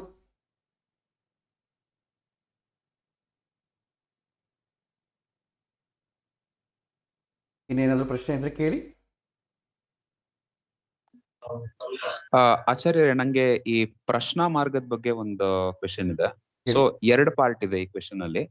ಸೊ ಒಂದು, ಇವಾಗ ಯಾರ್ದಾದ್ರೂ ಒಬ್ಬರದ್ದು ಜಾತಕ ಇದ್ರೆ ಸೊ ನಾವು ಪ್ರಶ್ನೆ ಹಾಕಿ ನೋಡ್ಬೇಕಾ, ಇಲ್ಲ ಡೈರೆಕ್ಟ್ ಆಗಿ ಅವ್ರ ಜಾತಕದಿಂದಾನೇ ನೋಡ್ಬೋದಾ? ಅದು ಫಸ್ಟ್ ಕ್ವೆಶನ್. ಸೆಕೆಂಡ್ ಕ್ವೆಶನ್, ಇವಾಗ ಕೆಲವು ಸಲ ಏನಾಗತ್ತೆ ಅಂತ ಹೇಳಿದ್ರೆ ಆ ಪ್ರಶ್ನೆ ಒಬ್ಬ ಮನುಷ್ಯನಲ್ಲಿ ಉದ್ಭವ ಆಗೋದು ಒಂದ್ ಟೈಮಲ್ಲಿ ಆಗಿರುತ್ತೆ. ಬಟ್ ಹಿಂದಿನ ಕಾಲದಲ್ಲಿ ಆಗಿದ್ರೆ ಜ್ಯೋತಿಷ್ಯರಿಗೆ ಒಂದು 4th ಥಾಟ್ ಅಂತ ಇರೋದು, ಅಂದ್ರೆ ಈ ಮನುಷ್ಯನ್ಗೆ ಇಂಥ ಟೈಮ್ ಅಲ್ಲಿ ಈ ಪ್ರಶ್ನೆ ಉದ್ಭವ ಆಗಿರ್ಬೋದು ಅಂತ ಹೇಳಿ ಆ ಟೈಮ್ ನೋಡ್ಕೊಂಡು ಆ ಟೈಮ್ಗೆ ಏನ್ ಚಾರ್ಟ್ ಬೇಕೋ ಅದ್ ಹಾಕೊಂಡು ಅದರಿಂದ ಪ್ರಶ್ನೆ ಮಾಡ್ಬೋದು. ಬಟ್ ಈಗಿನ ಕಾಲದಲ್ಲಿ ತಗೊಂತಂದ್ರೆ ಇವಾಗ ವಾಟ್ಸ್ಆಪ್ ಅದೆಲ್ಲ ಬಂದಿರೋದ್ರಿಂದ ಕ್ವೆಶನ್ ಬರುತ್ತೆ. ಬಟ್ ಈ ಫೋನ್ ಇಲ್ದೇ ಇರೋ ಪೀರಿಯಡ್ ಅಲ್ಲಿ ಅದೊಂಥರ ತ್ರಿಕಾಲ ಜ್ಞಾನ ಇಲ್ದೇ ಇರೋ ಟೈಮ್ ಅಲ್ಲಿ ಯಾವ ತರ ಟೈಮ್ ತಗೊಂಡು ಯಾವ ಟೈಮ್ಗೆ ಚಾರ್ಟ್ ಹಾಕೋರು ಪ್ರಶ್ನೆ ಚಾರ್ಟ್? ಆ್ಯಕ್ಚುಲಿ ಏನಂತಂದರೆ, ಪ್ರಶ್ನೆ ಅಂತಂಬೋದು ರೋಲ್ ಪ್ಲೇ ಆಗೋದು ಯಾರಾದರೂ ಒಂದು ಪರ್ಟಿಕ್ಯುಲರ್ ಟೈಮಲ್ಲಿ ಜ್ಯೋತಿಷ್ಯನನ್ನು ಹೋಗಿ ಪ್ರಶ್ನೆಯನ್ನು ಕೇಳಬೇಕಾಗುತ್ತೆ. ಅದಕ್ಕೆ ಪ್ರಶ್ನೆ ಮಾರ್ಗದಲ್ಲಿ ಸ್ಟಾರ್ಟಿಂಗ್ಗೆ ಕೆಲವೊಂದು ರೂಲ್ಸ್ ಇವೆ. ಸೊ ಒಂದು ಒಳ್ಳೆಯ ದಿನ ದೇವರನ್ನು ನಮಸ್ಕಾರ ಮಾಡಿಕೊಂಡು ಮಂಗಳ ದ್ರವ್ಯಗಳನ್ನು ಹಿಡ್ಕೊಂಡು ಒಂದು ಶುಭ ಸಮಯದಲ್ಲಿ ಅವನಿಗೆ ಯಾವುದು ಮನಸ್ಸಲ್ಲಿ ಶುಭ ಸಮಯ ಅನಿಸುತ್ತೋ ಅವನು ಕೂಡ ಒಳ್ಳೆಯ ಸಮಯವನ್ನು ನೋಡ್ಕೊಂಡು ಹೋಗಬೇಕಾಗತ್ತೆ. ಹಿಂದೆ ಆ ಥರ ಬೇಸಿಕ್ ಇತ್ತು. ಇವತ್ತು ಯಾವುದು ಒಳ್ಳೆಯ ಸಮಯ ಅಂತಂಬೋದೇ ಜ್ಯೋತಿಷ್ಯರು ಹೇಳಬೇಕು. ಅಂದರೆ ಬೇಸಿಕ್ ನಾಲೆಡ್ಜು ಹಿಂದೆ ಇತ್ತು, ಈಗ ಬೇಸಿಕ್ ನಾಲೆಡ್ಜ್ ಕೂಡ ಇಲ್ಲ. ಯಾಕಂದರೆ ಹಿಂದೆ ಒಂದು ಒಳ್ಳೆಯ ಶುಕ್ರವಾರ ಹೋಗೋಣ, ಒಂದು ಗುರುವಾರ ಹೋಗೋಣ, ಒಂದು ದೇವಸ್ಥಾನಕ್ಕೆ ಹೋಗಿ ನಮಸ್ಕಾರ ಮಾಡಿಕೊಂಡು ಹೋಗೋಣ ಅದು ಈಕ್ವಲ್ ಟು ಒಬ್ಬ ಜ್ಯೋತಿಷ್ಯನನ್ನು ದೊಡ್ಡ ಗುರುಗಳು ಒಬ್ಬ ಒಳ್ಳೆ ನಮ್ಮ ಹಿತವನ್ನು ಬಯಸುವವರು ಅಂತ ತಿಳ್ಕೊಂಡು ಭಕ್ತಿಯಿಂದ ಮಂಗಳ ದ್ರವ್ಯವನ್ನು ಹಿಡ್ಕೊಂಡು ಹೋಗ್ತಿದ್ರು ಹಿಂದೆ. ಈಗೆಲ್ಲ ಡೈಲ್ಯೂಟ್ ಆಗೋಗಿದೆ. ಈಗೇನಂತಂದರೆ ಸುಮ್ಮನೆ ಕೈ ಬೀಸ್ಕೊಂಡು ಬರ್ತಾರೆ, ಸುಮ್ಮನೆ ಏನೋ ಗೌರವ ಇಲ್ಲ, ಏನೂ ಇಲ್ಲ, ಏನೋ ಪ್ರಶ್ನೆ ಕೇಳ್ತಾರೆ, 100 ರೂಪಾಯಿ ಅಲ್ಲಿ ಟೇಬಲ್ ಮೇಲೆ ಇಟ್ಟು ಹೋಗ್ತಾರೆ, ಕೈಯಲ್ಲಿ ಕೊಡ್ತಾರೆ. ಅದು ಮಹಾಪಾಪ. ಕೈಯಲ್ಲಿ ಯಾವಾಗೂ ಕೂಡ ಯಾರಿಗೂ ದಕ್ಷಿಣೆಯನ್ನು ಕೊಡಬಾರದು. ಯಾಕಂದರೆ ಬ್ರಾಹ್ಮಣ ಯಾವಾಗೂ ಕೂಡ ತನ್ನ ಕೈಯನ್ನು ಆಕಾಶಕ್ಕೆ ತೋರಿಸಬಾರ್ದು ಅಂತಿದೆ. ಅಂದರೆ ದೇಹಿ ಅಂತ ಬೇಡ್ಕೋಬಾರ್ದು ಅಂತಿದೆ. ಬ್ರಾಹ್ಮಣ ಯಾವಾಗ ದೇಹಿ ಅಂತ ಬೇಡಿಕೊಳ್ತಾರೋ ಆವಾಗ ಆ ಯುಗದಲ್ಲಿ ಯಾವುದು ಶುಭ ನಡೆಯೋದಿಲ್ಲ, ಅಲ್ಲೇ ಅವರ ಏನಂತಾರೆ ಅದನ್ನು ಅನಾಹುತಗಳು ಪ್ರಾರಂಭ ಆಗ್ತದೆ ಅಂತ ಅರ್ಥ. ಅದಕ್ಕೆ ಹಿಂದಿನ ಕಾಲದಲ್ಲಿ ಒಂದು ಪ್ಲೇಟ್ ತೊಗೊಂಡೋಗಿ ಆ ಪ್ಲೇಟಲ್ಲಿ ಈ ಒಂದು ಹಣ್ಣು ಎಲ್ಲವನ್ನು ಮಂಗಳ ದ್ರವ್ಯಗಳನ್ನಿಟ್ಟು, ಜೊತೆಗೆ ಆಗಿನ ಕಾಲ ಏನು ದುಡ್ಡು ಕೊಡ್ತಿದ್ದಿಲ್ಲ, ಆದರೂ ಮಂಗಳ ದ್ರವ್ಯಗಳು ಇಡ್ತಿದ್ರು. ಅದನ್ನು ಅವನು ಜ್ಯೋತಿಷ ಅವನು ಏನು ತಗೊಳ್ತಾನೆ, ಹೀಗೆ ಕೈ ಹಿಡ್ಕೊಂಡು ಮೇಲಕ್ಕೆ ತಗೊಳ್ತಾನೆ, ಆಕಾಶಕ್ಕೆ ತೋರಿಸೋ ಅವಸರವೇ ಇಲ್ಲ. ಆ ಪದ್ಧತಿ ಇತ್ತು. ಈಗ ಆ ಪದ್ಧತಿಗಳೆಲ್ಲ ಹೊಟ್ಟೋಗಿದೆ. ಇವಾಗ ಕೇವಲ ಏನಾಗಿದೆ, ಈಗ ನಾವು ಆನ್ಲೈನಲ್ಲಿ ಒಂದು ಆರ್ಡರ್ ಪ್ಲೇಸ್ ಮಾಡ್ತೀವೋ ಹೇಗೋ, ಈಗ ವಾಟ್ಸ್ಯಾಪಲ್ಲಿ ಎಲ್ಲ ಕಡೆ ಕೂಡ ಈ ಥರ ಆರ್ಡರ್ಸ್ ಪ್ಲೇಸ್ ಮಾಡೋ ಥರ ಇದೆ. ಬಟ್ ಇದು ನಾವು ತಗೋ ಏನೋ ನಮಗೆ ಸದ್ಯ ಅದನ್ನು ಎವ್ಯಾಲ್ಯುವೇಟ್ ಮಾಡೋದು ಬೇಡ. ನೀವು ಕೇಳಿದ ಪ್ರಶ್ನೆ ಪ್ರಕಾರ ಯಾರಾದರೂ ಪ್ರಶ್ನೆ ಏನಾದರೂ ಕೇಳಿದರೆ ನಿಮಗೆ ಅವನು ಎಷ್ಟು ಗಂಟೆಗೆ ಕೇಳಿದ್ದಾನೆ, ಆ ಕಾಲ್ ಎಷ್ಟು ಗಂಟೆಗೆ ಬಂತು, ಎಷ್ಟು ನಿಮಿಷಕ್ಕೆ ಬಂತು, ಅದನ್ನು ನೋಟ್ ಮಾಡಿಕೊಂಡು ನೀವು ಅದನ್ನೇ ಪ್ರಶ್ನೆ ಅಂತ ತಿಳ್ಕೊಂಡು ಉತ್ತರ ಕೊಡಿ. ವಾಟ್ಸಾಪಲ್ಲಿ ವಾಯ್ಸ್ ಮೆಸೇಜ್ ಆಗಲಿ ಕ್ವಶನ್ ಆಗಲಿ ಕಳಿಸಿದ್ರೆ ನೀವು ರಿಸೀವ್ ಮಾಡಿಕೊಂಡಂಥ ಟೈಮು ಡೇಟು, ಯಾಕಂದರೆ ನೀವು ನೋಡಿದ್ದೀರಾ ಆ ಪ್ರಶ್ನೆನ, ಅವನು ಯಾವಾಗನ ಕೇಳ್ಬೋದು. ಅವನೇನು ಮಾಡ್ತಾನೆ, ವಾಯ್ಸ್ ಮೆಸೇಜ್ ರಾತ್ರಿ ಹಾಕಿಬಿಟ್ಟು ಬಿಟ್ಟುಬಿಡ್ತಾನೆ. ಬೆಳಿಗ್ಗೆ ನೀವು ಆ ಪ್ರಶ್ನೆ ನಿಮ್ಮ ಕಿವಿಯಲ್ಲಿ ನಿಮ್ಮ ಕಣ್ಣಿಂದ ನೋಡಿದ್ದು ಯಾವಾಗ, ಆ ಡೇಟು ಆ ಟೈಮನ್ನು ತಗೋಬೇಕು. ನೀವು ನೋಡಿದ ಡೇಟು ಅಥವಾ ಅವನು ಕೇಳಿದ ಡೇಟ್ ತೊಗೋಬೇಕಂದ್ರೆ ಆ ವಾಟ್ಸಾಪಲ್ಲಿ ಅವನು ಎಷ್ಟು ಗಂಟೆಗೆ ಕಳಿಸಿದ್ದಾನೆ ಇದೆಲ್ಲ ಇರುತ್ತೆ, ಅದನ್ನು ತೊಗೋಬೇಕು. ಇದರಲ್ಲಿ ಸ್ಟ್ಯಾಂಡರ್ಡ್ಸ್ ಏನಿಲ್ಲ, ನಮ್ಮ ಅನುಕೂಲಕ್ಕೆ ತಕ್ಕಂತೆ ಮಾಡಬೇಕು. ಆ್ಯಕ್ಚುಲಿ ಮಾಡೋ ಪದ್ಧತಿಯೇ ತಪ್ಪು. ಅದರಲ್ಲಿ ನಾವು ಇನ್ನು ನೋಡಲೇಬೇಕು ಅಂತಂದರೆ ಅವನು ಯಾವ ಸಮಯದಲ್ಲಿ ಕಾಲ್ ಮಾಡಿದ್ದಾನೆ ಆ ಪ್ರಶ್ನೆ ಆ ಟೈಮನ್ನು ತಗೊಳ್ಳಿ. ನಾನಾದರೆ ಹಾಗೆ ತೊಗೊಳ್ತೀನಿ. ಯಾರಾದರೂ ವಾಟ್ಸಾಪಲ್ಲಿ ಮೆಸೇಜ್ ಕಳಿಸಿದ್ರೆ, ಯಾಕಂದರೆ ಇನ್ನು ಸೀರಿಯಸ್ ಆಗಿದೆ, ಅನಾರೋಗ್ಯ ಆಗಿದೆ, ಏನು ಮಾಡಬೇಕು ಅಂತ ಕೇಳ್ತಾರೆ. ನೀವು ನಮ್ಮನ್ನು ಡೈರೆಕ್ಟಾಗಿ ಕೇಳಬೇಕು, ನೀವು ವಾಟ್ಸಾಪಲ್ಲೆಲ್ಲ ಕೇಳಬಾರ್ದು ಅಂತಂದರೆ, ಆಚಾರ್ಯ ನಾವು ಬರೋ ಸ್ಥಿತಿಯಲ್ಲಿಲ್ಲ ಆಚಾರ್ಯ, ನಾವೆಲ್ಲ ಅಮೆರಿಕದಲ್ಲಿದ್ದೀವಿ ಅಂತಾರೆ. ಏನು ಮಾಡ್ತೀರಿ ಅವಾಗ? ನೋಡಬೇಕಾದ್ದು ತಪ್ಪದು. ಕೆಲವೊಮ್ಮೆ ಎಮರ್ಜೆನ್ಸಿ ವಿಷಯದಲ್ಲಿ ಅವಾಗ ಏನು ಮಾಡ್ತೇನೆ, ಅವರು ಯಾವ ಟೈಮಲ್ಲಿ ಕಾಲ್ ಮಾಡಿದ್ದಾರೆ ಆ ಟೈಮನ್ನೇ ನಾನು ತೊಗೊಳ್ತೇನೆ. ಸೊ ಈ ಥರ ಕೆಲವೊಂದು ಯಾವುದು ಸ್ಟ್ಯಾಂಡರ್ಡು ಅಂತ ಅವರವರ ಅನುಭವಕ್ಕೆ ಸೀಮಿತವಾದದ್ದು. ನಾನು ಹೀಗೆ ಮಾಡ್ತೇನೆ ಅಂತಂದರೆ ಹಾಗೇ ಮಾಡಬೇಕು ಅಂತ ಸ್ಟ್ಯಾಂಡರ್ಡ್ ಅಂತೂ ಅಲ್ಲ. ನನ್ನ ಅನುಭವ, ಯಾರಾದರೂ ನನ್ನ ಪ್ರಶ್ನೆ ಕೇಳಿದರೆ ಇಂಡಿಯನ್ ಟೈಮಲ್ಲಿ ಅವ್ರು ಯಾವ ಟೈಮಲ್ಲಿ ಪ್ರಶ್ನೆ ಕೇಳಿದ್ದಾರೆ, ಯಾವ ಸಮಯದಲ್ಲಿ ಏನು ಲಗ್ನ ಆಗಿತ್ತು ಅದನ್ನೇ ಹಾಕ್ಕೊಡ್ತೇನೆ. ಅದರ ಪ್ರಕಾರ ನಾನು ನೋಡ್ತೇನೆ. ಒಂದು ಮುಹೂರ್ತ ನೋಡಬೇಕಾದ್ರೆ ಅವರ ಲಗ್ನ ಅವರ ಟೈಮಲ್ಲಿ ಆ ಲಗ್ನವನ್ನು ಹಾಕ್ಕೊಂಡು ಮಾಡ್ತೇನೆ. ಒಂದು ವೇಳೆ ನಿಮಗೆ ಈ ಕನ್ಫ್ಯೂಷನ್ ಎಲ್ಲ ಬೇಡ ಅಂದರೆ, ಇಂಡಿಯಾದಲ್ಲಿರೋರು ಯಾರಾದರೂ ಕೇಳಿದರೆ ಆಲ್ಮೋಸ್ಟ್ ಟೈಮ್ ಝೋನ್ ಒಂದೇ ಅಲ್ವಾ, ಅವ್ರು ಕೇಳಿದ ಟೈಮು ಅವ್ರು ಕೇಳಿದಂಥ ಡೇಟು ಹಾಕಿಕೊಂಡು ನೀವು ನೋಡಿ ಪ್ರಶ್ನೆಯನ್ನು. ಫಾರಿನ್ ಅಂತಂದರೆ ತುಂಬ ಕನ್ಫ್ಯೂಷನ್, ಅವ್ರ ಟೈಮ್ ತಗೋಬೇಕು ನನ್ನ ಟೈಮ್ ತಗೋಬೇಕು, ಅದು ಅನುಭವ. ನಾನು ಹೀಗೆ ಮಾಡ್ತೇನೆ ಅಂತಂದರೆ ದಟ್ ಈಸ್ ನಾಟ್ ಸ್ಟ್ಯಾಂಡರ್ಡ್. ಯಾಕಂದರೆ ನನಗೆ ಆಲೋಚನೆ ಮಾಡ್ತಾ ಚಿಂತನೆ ಮಾಡ್ತಾ ನನ್ನ ಅನುಭವಕ್ಕೆ ಅದು ಬಂದಿದೆ. But that is not standard. ನಮ್ಮ ಆಚಾರ ಹೀಗೆ ನೋಡ್ತಾರೆ, ಅದು ಹಾಗೆ ನೋಡಬೇಕು ಅಂತಿದೆ ಅಂತ ಮತ್ತೆ ಸ್ಟ್ಯಾಂಡರ್ಡ್ ಮಾಡೋಂಗಿಲ್ಲ. ಕೆಲವೊಂದು ಬಂದು ಅನುಭವ, ಅದನ್ನು ಹಾಗೆ ನೋಡ್ಕೊಳ್ಬೇಕಷ್ಟು, ಅನುಭವದ ಪ್ರಕಾರ ಸ್ವೀಕಾರ ಮಾಡಬೇಕು. ಅದನ್ನು ಸ್ಟ್ಯಾಂಡರ್ಡ್ ಮಾಡಿಬಿಟ್ರೆ ಅಂದರೆ ಏನಾಗುತ್ತೆ, ಅದು ಮತ್ತೆ ತಪ್ಪಾಗ್ತದೆ. ಯಾಕಂದ್ರೆ ನನ್ನ ಅನುಭವ ಎಲ್ಲರ ಅನುಭವ ಒಂದೇ ಆಗಬೇಕು ಅಂತ ಏನಿಲ್ಲ. ನನಗೆ ಸ್ವೀಟ್ ಇಷ್ಟ ಇರ್ಬೋದು, ಎಲ್ಲರಿಗೂ ಸ್ವೀಟ್ ಇಷ್ಟ ಇರಬೇಕು ಅಂತಿಲ್ಲ. ನಾನು ಸ್ವೀಟೇ ತುಂಬ ಪರಮ ಪವಿತ್ರ ಅಂತ ಹೇಳಲಿಕ್ಕೆ ನಾನು ಸ್ಟ್ಯಾಂಡರ್ಡ್ ಮಾಡಲಿಕ್ಕೆ ಬರಲ್ಲ. ಅನುಭವಗಳೆಂದು ಸ್ಟ್ಯಾಂಡರ್ಡ್ ಆಗೋದಿಲ್ಲ, ಅವ್ರವ್ರ ಇಷ್ಟ. ನನಗಿದು ರಿಸಲ್ಟ್ ಬರ್ತಾ ಇದೆ, ಐ ಆಮ್ ಗೋಯಿಂಗ್ ದಿಸ್, ನಾನು ಶ್ರದ್ಧೆಯಿಂದ ಇಟ್ಟಿದ್ದೇನೆ, ಅದು ಇನ್ನೊಬ್ಬರ ಅನುಭವ ಆಗಬೇಕು ಅಂತಿಲ್ಲ. ಸೊ ಹಾಗೆ ನೀವು ಇಂಡಿಯಾಲಿ ಯಾರಾದರೂ ಪ್ರಶ್ನೆ ಕೇಳಿದ್ರೆ ನಿಮಗೇನೂ ಪ್ರಾಬ್ಲಮ್ ಇಲ್ಲ, ಸ್ಟೇಟ್ ಅವೇ ಅವ್ರು ಏನು ಕ್ವಶನ್ ಕೇಳಿದಂಥ ಡೇಟು ಟೈಮು ಹಾಕಿಕೊಳ್ಳಿ. ಅಮೆರಿಕದಲ್ಲಿರೋರಿಗೆ ಹಾಕಿದರೆ ಅವರ ಡೇಟ್ ತಗೋಬೇಕಾ ನಮ್ಮ ಡೇಟ್ ತಗೋಬೇಕಾ ಅಂತಂದರೆ, ನಾನು ಮಾತ್ರ ನನಗೆ ರಿಸೀವ್ ಮಾಡಿಕೊಂಡಂಥ ಡೇಟು ಟೈಮು ಏನು ನನ್ನ ವಾಟ್ಸಾಪಲ್ಲಿ ನನಗೇನು ಡೇಟು ಏನು ಟೈಮ್ ಇದೆ ಅದನ್ನು ತೊಗೊಳ್ತೇನೆ. ಅದನ್ನೇ ತೊಗೊಳ್ಬೇಕು ಅಂತ ನಾನು ಹೇಳ್ತಾ ಇಲ್ಲ, ಇದು ನನ್ನ ಅನುಭವ ಅಷ್ಟೇ. ಬೇಕಾದ್ರೆ ನೀವು 4-5 ಸಲ ನೋಡಿಕೊಂಡು ನಾವು ಹೇಳಿದ್ದವನಿಗೆ ಕರೆಕ್ಟ್ ಆಗ್ತಾ ಇದೆ ಅಂತಂದರೆ ನೀವು ಅದನ್ನೇ ಫಾಲೋ ಆಗ್ಬೋದು. ಇಲ್ಲ ಅಂತಂದರೆ ನೀವು ಇನ್ನೊಂದು ಥರ ಆಯಿತು ಅಂದರೆ ನೀವು ಬೇರೆನ ತೊಗೋಬೇಕು. ನಂದು ಕರೆಕ್ಟು ನಂದು ತಪ್ಪು ಅಂತ ಪ್ರೂವ್ ಮಾಡೋ ಅವಶ್ಯಕತೆ ಇಲ್ಲ, ಅನುಭವ ಅಲ್ವಾ. ಅನುಭವವನ್ನು ಯಾರೂ ಪ್ರೂವ್ ಮಾಡೋಕ್ಕಾಗಲ್ಲ, ಯಾರ ಪಾಟಿಗೆ ಅವ್ರು ಅನುಭವಿಸ್ಬೇಕಾದ್ರೆ. ಈಗ ಮಾವಿನ ಹಣ್ಣು ಆಪಲ್ ಹಣ್ಣು ಕೊಡ್ತೇನೆ, ಎರಡು ಹೇಗಿದೆ ಹೇಳಿ, ಸಿಹಿ ಆಗಿದೆ ಚೆನ್ನಾಗಿದೆ, ಇದು ಬಿಟ್ಟರೆ ಏನು ಹೇಳ್ತೀರಾ? ಮಾವಿನ ಹಣ್ಣು ಎಷ್ಟು ಸಿಹಿದೆ, ಆಪಲ್ ಹಣ್ಣು ಎಷ್ಟು ಸಿಹಿದೆ, ಇದು ಎರಡರ ವೇರಿಯೇಷನ್ ಹೇಳಂದರೆ ನೀವು ಬರ್ಲಿಕ್ಕೆ ಸಾಧ್ಯನೋ? ಏನು ಹೇಳ್ತೀರಿ, ಎರಡು ಹಣ್ಣು ನಿಮಗೆ ಕೊಟ್ಟು ನೀವೇ ತಿಂದು ನೋಡಿ ನಿಮಗೆ ಗೊತ್ತಾಗುತ್ತೆ ಅಂತ ಹೇಳ್ತೇವೆ. ಯಾರ ಅನುಭವ ಅವ್ರದ್ದೇ. ಕೆಲವಿಂದ ಹೇಳ್ಬೋದು, ಕೆಲವಿಂದ ಈ ರೀತಿ ನೋಡಬೇಕು ಅಂತ ಸ್ಟ್ಯಾಂಡರ್ಡ್ಸ್ ಹೇಳ್ಬೋದು. ಯಾಕೆಂತಂದರೆ ಶಾಸ್ತ್ರದಲ್ಲಿ ಇದೇ ರೀತಿ ನೋಡಬೇಕು ಅಂತ ಇರುತ್ತೆ. ಹಿಂದಿನವರ ಅನುಭವ, ಮಹರ್ಷಿಗಳ ಅನುಭವ ನಮ್ಮ ಅನುಭವಕ್ಕಿಂತ 100ರಷ್ಟು ಮೇಲೆ ಇರುತ್ತೆ. ಯಾಕೆಂದರೆ ಅವರು ಜ್ಞಾನದರ್ಶಿಗಳು. ಅವರ ಅನುಭವವನ್ನು ನಾವು ಸ್ಟ್ಯಾಂಡರ್ಡ್ಸ್ ತೊಗೊಳ್ತೇವೆ. ನಮ್ಮ ಅನುಭವನ ಸ್ಟ್ಯಾಂಡರ್ಡ್ ಮಾಡೋಕ್ಕಾಗಲ್ಲ. ಸೊ ಮೇ ಬಿ ನಾವು ಸ್ವಲ್ಪ ಓವರ್ ಆಲ್ ನೋಡಿ ನನ್ನ ಅನುಭವ ಹೀಗಿದೆ ಅಂತೇಳಿ ಎಲ್ಲರ ಅನುಭವವು ಅದೇ ಕನೆಕ್ಟ್ ಆದರೆ ಮೇ ಬಿ ಸ್ಟ್ಯಾಂಡರ್ಡ್ ಆಗುತ್ತೆ. ಸೊ ಆ ರೀತಿ ಮಾಡಿಕೊಳ್ಳು. ಇದು ಎರಡನೇ ಪ್ರಶ್ನೆಗೆ ಉತ್ತರ. ಮೊದಲನೇ ಪ್ರಶ್ನೆ ಏನೋ ಕೇಳಿದ್ರಿ, ಏನು ಮೊದಲನೇ ಪ್ರಶ್ನೆ ಏನು ಕೇಳಿದ್ರಿ? ಮೊದಲನೇ ಪ್ರಶ್ನೆ, ಇವಾಗ ಯಾರ್ದಾದ್ರೂ ಡೇಟ್ ಆಫ್ ಬರ್ತ್ ಮತ್ತೆ ಟೈಮ್ ಇದ್ರೆ ಓಕೆ, ನಾವು ಜಾತಕಕ್ಕೆ ಪ್ರಯಾರಿಟಿ ಕೊಡ್ತೀವೋ ಇಲ್ಲ ಪ್ರಶ್ನೆಗೆ ಪ್ರಯಾರಿಟಿ ಕೊಡ್ತೀವೋ? ಅದೇ ನೀವು ಪ್ರಯಾರಿಟಿ ಕೊಡೋದು ಯಾಕೆ ಅಂದರೆ based on the question.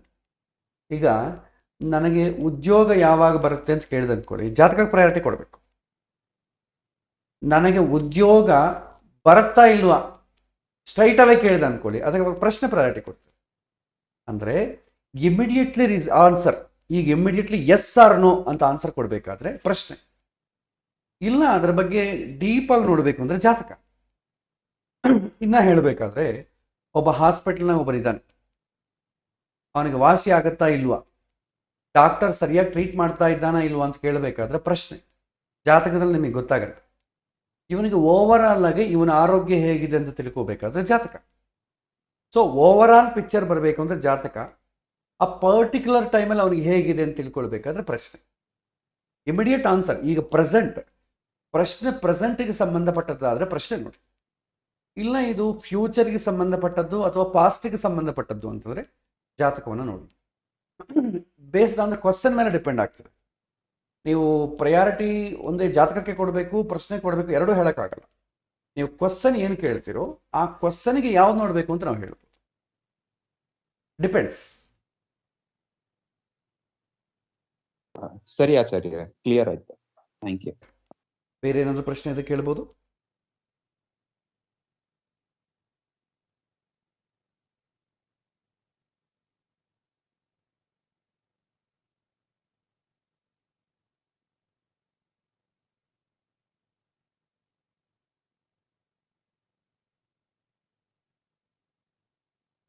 So ಇಲ್ಲಿ ಒಂದು ವಿಷಯ ಗಮನಿಸಬೇಕು.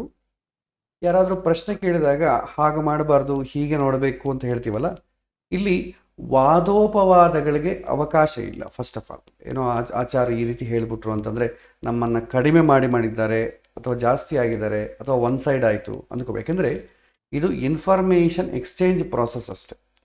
ಇಲ್ಲಿ ಕೆಲವೊಂದು ವಿಷಯನ ನಾನು ಸ್ಟ್ರಾಂಗಾಗಿ ಹೇಳ್ತೀನಿ ಅಂತಂದರೆ ನಾನು ಹೇಳಿದ್ದೇ ಕರೆಕ್ಟು ಅಂತಲ್ಲ, ಶಾಸ್ತ್ರದಲ್ಲಿ ಹೇಳಿರುವಂಥ ವಿಚಾರಕ್ಕೆ ಬಲ ಮಾಡಿ ಹೇಳ್ತೇನೆ. ಬೇಕಾದ್ರೆ ಪ್ರಮಾಣ ಕೂಡ ನಾವು ತೋರಿಸ್ಬೋದು. ಬಟ್ ಮುಂಚಿತವಾಗಿ ನೀವು ಕ್ವಶನ್ ಕಳಿಸಿದ್ರೆ ನಾನು ಬೇಕಾದ್ರೆ ಅದಕ್ಕೆ ಯಾವ ವಸ್ತುದಲ್ಲಿ ಪ್ರಮಾಣ ಇದೆ ಅಂತ ನಾನು ಹೇಳಬಲ್ಲೆ. ಬಟ್ ಲೈವಲ್ಲಿ ಇದ್ದಕ್ಕಿದ್ದಂಗೆ ಕ್ವಶನ್ ಬಂದಾಗ ನಾನು ಆ ಗ್ರಂಥಗಳನ್ನು ಹುಡುಕಿ ಪ್ರಮಾಣತೆ ಕೊಡೋದು ಸ್ವಲ್ಪ ಟೈಮ್ ಆಗ್ತದೆ. ಸೊ ಮುಂಚಿತವಾಗಿ ಕ್ವಶನ್ಸ್ ಕೇಳಿಸಿದ್ರೆ ನಾನು ಈ ಥರ ಪ್ರಮಾಣ ಇದೆ, ಇದನ್ನು ಇದೇ ಥರ ನೋಡಬೇಕು ಅಂತ ನಾನು ಇಮಿಡಿಯೇಟ್ಲಿ ಹೇಳ್ಬಿಡ್ತೇನೆ. ಇಲ್ಲದ್ರೆ ಏನು ಹೇಳ್ತೇನೆ, ನಾನು ಅದರಲ್ಲಿ ಓದಿದ್ದೀನಿ, ಆದ ಕಾರಣ ಹೀಗೆ ಇದೇ ಥರ ಇದೆ ಅಂತ ನಾನು ಸ್ಟ್ರೈಟ್ ಅವೇ ಬಾಯಿ ಬಲದಿಂದನೇ ಹೇಳಬೇಕಾಗ್ತದೆ. ಹಾಗಾಗಿ ದಯವಿಟ್ಟು ಯಾರು ಮಿಸ್ಟೇಕ್ ಮಾಡ್ಕೋಬೇಡಿ. ಇದು ನಾವೆಲ್ಲ ಕೂಡ ಇನ್ಫಾರ್ಮೇಷನ್ ಎಕ್ಸ್ಚೇಂಜ್ ಮಾಡಿಕೊಳ್ಳೋದೊಂದು ಡೌಟ್ಸ್ ಕ್ಲಿಯರ್ ಮಾಡ್ಕೊಳ್ತೇವೆ, ಅನ್ಯಥಾ ಯಾರೂ ಭಾವಿಸಬೇಡಿ. ಯಾಕಂದರೆ ನಾವು ಏನು ಪ್ರಶ್ನೆಗಳು ಕೇಳಿದ್ರು ಆಚಾರ್ಯ ಈ ಥರ ಅಲ್ಲ ಆ ಥರ ಅಂತ ಹೇಳ್ತಾರೆ, ಈ ಥರ ನೋಡಬಾರ್ದು ಅಂತ ಕ್ರಿಟಿಸೈಸ್ ಮಾಡೋದಾಗಲಿ ಅಥವಾ ನಿಮ್ಮ ಲೆವೆಲ್ ಡೌನ್ ಮಾಡೋದಾಗಲಿ ಆ ಥರ ಮಾಡ್ತಾ ಇದೆ ಅಂತ ದಯವಿಟ್ಟು ಭಾವಿಸಬೇಡಿ. ಓನ್ಲಿ ಸಬ್ಜೆಕ್ಟ್ ಬಗ್ಗೆ ಮಾತ್ರ ನಾವು ಡಿಸ್ಕಸ್ ಮಾಡ್ತೇವೆ. ನಿಮ್ಮ ದೃಷ್ಟಿಯೆಲ್ಲ ಸಬ್ಜೆಕ್ಟ್ ಮೇಲೆ ಇರಬೇಕು. ಇಲ್ಲಿ ಯಾರು ಕರೆಕ್ಟು ಯಾರು ತಪ್ಪು, ಯಾರು ಜಾಸ್ತಿ ಯಾರು ಕಡಿಮೆ ಅಂತಂಬೋ ಪ್ರಸ್ತಾವನೆಯೇ ಇರೋದಿಲ್ಲ, ಡಿಸ್ಕ್ರಿಮಿನೇಷನ್ ಇರೋದಿಲ್ಲ. ಓನ್ಲಿ ನಾನು ಓದಿದ್ದನ್ನು ನಿಮಗೆ ಎಕ್ಸ್ಚೇಂಜ್ ಮಾಡ್ತಾ ಇದ್ದೀನಿ. ನಿಮ್ಮ ಕ್ವಶನ್ ವಿಚಾರದಲ್ಲಿ ಏನಾದರೂ ಅಪ್ಡೇಷನ್ ಇದ್ದರೆ ನಾನು ಫರ್ದರ್ ಮತ್ತೆ ನಾನು ಲಿಂಕ್ ಮಾಡಿಕೊಡ್ತೀನಿ.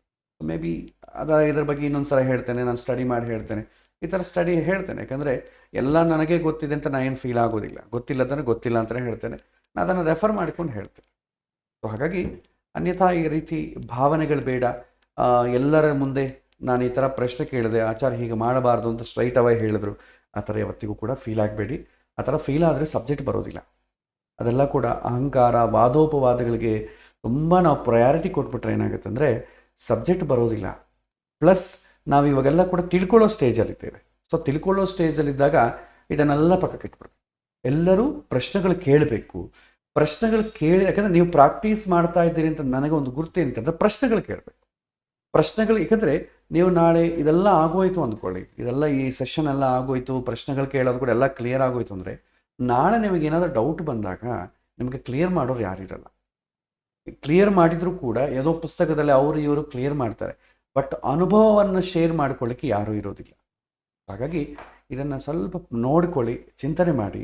ಎಲ್ಲರೂ ಈ ಟೈಮಲ್ಲಿ ಸ್ವಲ್ಪ ಸ್ಟಡಿ ಮಾಡಿ. ನಮಗೆ ಒಂದು ಜಾತಕವನ್ನು ಸ್ಟಡಿ ಮಾಡಲಿಕ್ಕೆ 10 ನಿಮಿಷ ಸಾಕು, ತುಂಬ ಹೊತ್ತು ಬೇಕಾಗಿಲ್ಲ. ನಿಮ್ಮ ಎಲ್ಲ ಟೈಮನ್ನು ನಾವು ಇದು ಕೂತ್ಕೊಂತ ಹೇಳಲ್ಲ. ನಿಮಗೆ ಯಾವುದೋ ಒಂದು ವೀಕೆಂಡ್ಸ್ ಆಗಲಿ, ಎನಿ ಒನ್ ಡೇ ನೀವು ಒಂದು ಅರ್ಧ ಗಂಟೆ ಕೂತು ಈ ಥರ ಪ್ರಶ್ನೆಗಳಿಗೆ ಹೇಗೆ ನೋಡಬೇಕು ಅಂತ ಒಂದು ಅಭ್ಯಾಸ ಮಾಡಿ. ಅದರಲ್ಲೇ ನಿಮಗೆ ಏನು ಪ್ರಾಬ್ಲಮ್ ಬಂತೋ ಆ ಪ್ರಾಬ್ಲಮನ್ನು ಇಲ್ಲಿ ಕೇಳಿದರೆ ನಾನು ಹೇಳೋದಕ್ಕೆ ನಿಮಗೂ ಕ್ಲಿಯರ್ ಆಗುತ್ತೆ. ಆ ಥರ ಪ್ರಶ್ನೆಗಳು ಯಾರ್ಯಾರಿಗಿರ್ತೋ ಎಲ್ಲರಿಗೂ ಕ್ಲಿಯರ್ ಆಗುತ್ತೆ. ಇದು ಯೂಟ್ಯೂಬಲ್ಲಿ ಇರೋದ್ರಿಂದ ಇನ್ನೊಂದೇನಂತಂದರೆ, ನೀವು ಕೇಳೋ ಪ್ರಶ್ನೆಗಳು ಎಷ್ಟೋ ಒಂದು ವರ್ಷಾನುಗಟ್ಟಲೆ ಯಾರ್ಯಾರಾದರೂ ಇದನ್ನು ನೋಡಿದರೂ ಕೂಡ ನಿಮ್ಮ ಪ್ರಶ್ನೆಯಿಂದ ಅವರಿಗೂ ಕ್ಲಿಯರ್ ಆಗುತ್ತೆ. ಸೊ ಹಾಗಾಗಿ ತುಂಬ ನಿಮಗೇ ಅಲ್ಲ, ತುಂಬ ಜನಕ್ಕೆ ಹೆಲ್ಪ್ಫುಲ್ ಆಗುತ್ತೆ. ಹಾಗಾಗಿ ಸ್ವಲ್ಪ ಎಲ್ಲರ ಆ್ಯಕ್ಟಿವ್ ಪಾರ್ಟಿಸಿಪೇಷನ್ ಬೇಕು. ಈ ಸ್ಕೈಪ್ ಗ್ರೂಪಲ್ಲಿ 38 ಮೆಂಬರ್ಸ್ ಇದ್ದಾರೆ. ಲೈವ್ ಸೆಷನ್ಲಿ ನಾವು ಇಂಟ್ರೆಸ್ಟ್ ಇದ್ದೇವೆ, ಪಾರ್ಟಿಸಿಪೇಟ್ ಮಾಡ್ತೀನಿ ಅಂತನ್ನೋರು. ಅದರಲ್ಲಿ ಪ್ರತಿಯೊಂದು ಕ್ಲಾಸಲ್ಲಿ ಮ್ಯಾಕ್ಸಿಮಮ್ 13 to 15 ಮೆಂಬರ್ಸ್ ಮಾತ್ರ ಪಾರ್ಟಿಸಿಪೇಟ್ ಮಾಡ್ತಾ ಇದ್ದಾರೆ. ಆ 15 ಮೆಂಬರ್ಸಲ್ಲಿ ಕೂಡ ಪ್ರಶ್ನೆಗಳು ಕೇಳೋರು 3 ರಿಂದ 5 ಜನ ಮಾತ್ರ ಕೇಳ್ತಾ ಇದ್ದಾರೆ. ಸೊ ನನಗೆ ಎಲ್ಲರೂ ಭಾಗವಹಿಸಬೇಕು, ಎಲ್ಲರೂ ಒಂದೊಂದು ಕ್ವಶನ್ ಕೇಳಬೇಕು, ಒಂದು ಸರ್ಕಲ್ ಆಗಬೇಕು. ಅವಾಗ ಏನಾಗುತ್ತೆ, ಕ್ವಶನ್ಸ್ ಜಾಸ್ತಿ ಬರುತ್ತೆ. ಈ ನೀವು ಕೇಳುವಂಥ ಕ್ವಶನು ಬೇರೆಯವ್ರಿಗೆ ಹೆಲ್ಪ್ ಆಗುತ್ತೆ, ನಿಮಗೂ ಹೆಲ್ಪ್ ಆಗುತ್ತೆ. ಬಟ್ ಲಾಂಗ್ ಟರ್ಮಲ್ಲಿ ಈ ವಿಡಿಯೋಸ್ ಪಾಪ ಮತ್ತೆ, ಏಕೆಂದರೆ ಈ ಡಿಸ್ಕಷನ್ ಮತ್ತೆ ಇರಲ್ಲ. ನಾನು ಯೂಟ್ಯೂಬಲ್ಲಿ ಹಾಗೆ ಇಡ್ತೀನಿ. ಅದ ಕಾರಣ ಯಾರಾದರೂ ಯೂಟ್ಯೂಬಲ್ಲಿ ಇದನ್ನು ನೋಡಿದರೆ ಅವರಿಗಿದು ಹೆಲ್ಪ್ ಆಗ್ತದೆ. ಯಾಕಂದರೆ ನೀವು ಕೇಳುವಂಥ ಕ್ವಶನ್ ಅವರಿಗೆ ಕ್ಲಿಯರ್ ಆಗಿಬಿಡುತ್ತೆ. All are valuable questions. In case ಯಾವುದು ಕೂಡ ಪ್ರಯಾರಿಟಿ ಕೊಳ್ಳದಂಥ ಪ್ರಶ್ನೆಗಳು ಯಾವುದೂ ಇಲ್ಲ, ಎಲ್ಲ ಪ್ರಯಾರಿಟಿ ಕೊಡುವಂಥ ಪ್ರಶ್ನೆಗಳೇ. ಸಣ್ಣ ಪ್ರಶ್ನೆಗಳು ಡೌಟ್ ಇರೋರು ಇರ್ತಾರೆ, ದೊಡ್ಡ ಪ್ರಶ್ನೆಗಳು ಡೌಟ್ ಇರೋರು ಇರ್ತಾರೆ. ಯಾವುದಾದ್ರೂ ಅವ್ರಿಗೆ ಕ್ಲಿಯರ್ ಆಗುತ್ತೆ. ಹಾಗಾಗಿ ನಾನು ಎಲ್ಲರೂ ಇದನ್ನು ಭಾಗವಹಿಸಿ ಅಂತ ಇದರ ಮುಖಾಂತರ ನಾನು ರಿಕ್ವೆಸ್ಟ್ ಮಾಡ್ತಾ ಇದ್ದೇನೆ. ಭಾಗವಹಿಸಿ, ನೀವು ಅಭ್ಯಾಸ ಮಾಡಿ, ನಿಮಗೂ ಸಬ್ಜೆಕ್ಟ್ ಬರುತ್ತೆ. ಪ್ರಶ್ನೆಗಳು ಕೇಳಿ, ನಿಮ್ಮ ಪ್ರಶ್ನೆಗಳು 4 ಜನಕ್ಕೂ ಹೆಲ್ಪ್ ಆಗುತ್ತೆ. ಸೊ ಇದೊಂದು ಹೇಳಲಿಕ್ಕೆ ನಾನು ಇಚ್ಛೆಪಡ್ತೇನೆ. ಸೊ ಇವತ್ತಿನ ಪಾಠ ಇಲ್ಲಿಗೆ ನಾವು ಮುಕ್ತಾಯಗೊಳಿಸೋಣ. ಮತ್ತು ಯಥಾ ರೀತಿ ಬರುವಂಥ ಭಾನುವಾರ ಮತ್ತೆ ಮುಂದುವರಿಸೋಣ. ಶ್ರೀಕೃಷ್ಣ ಅರ್ಪಣಮಸ್ತು. ಹರೇ ಶ್ರೀ.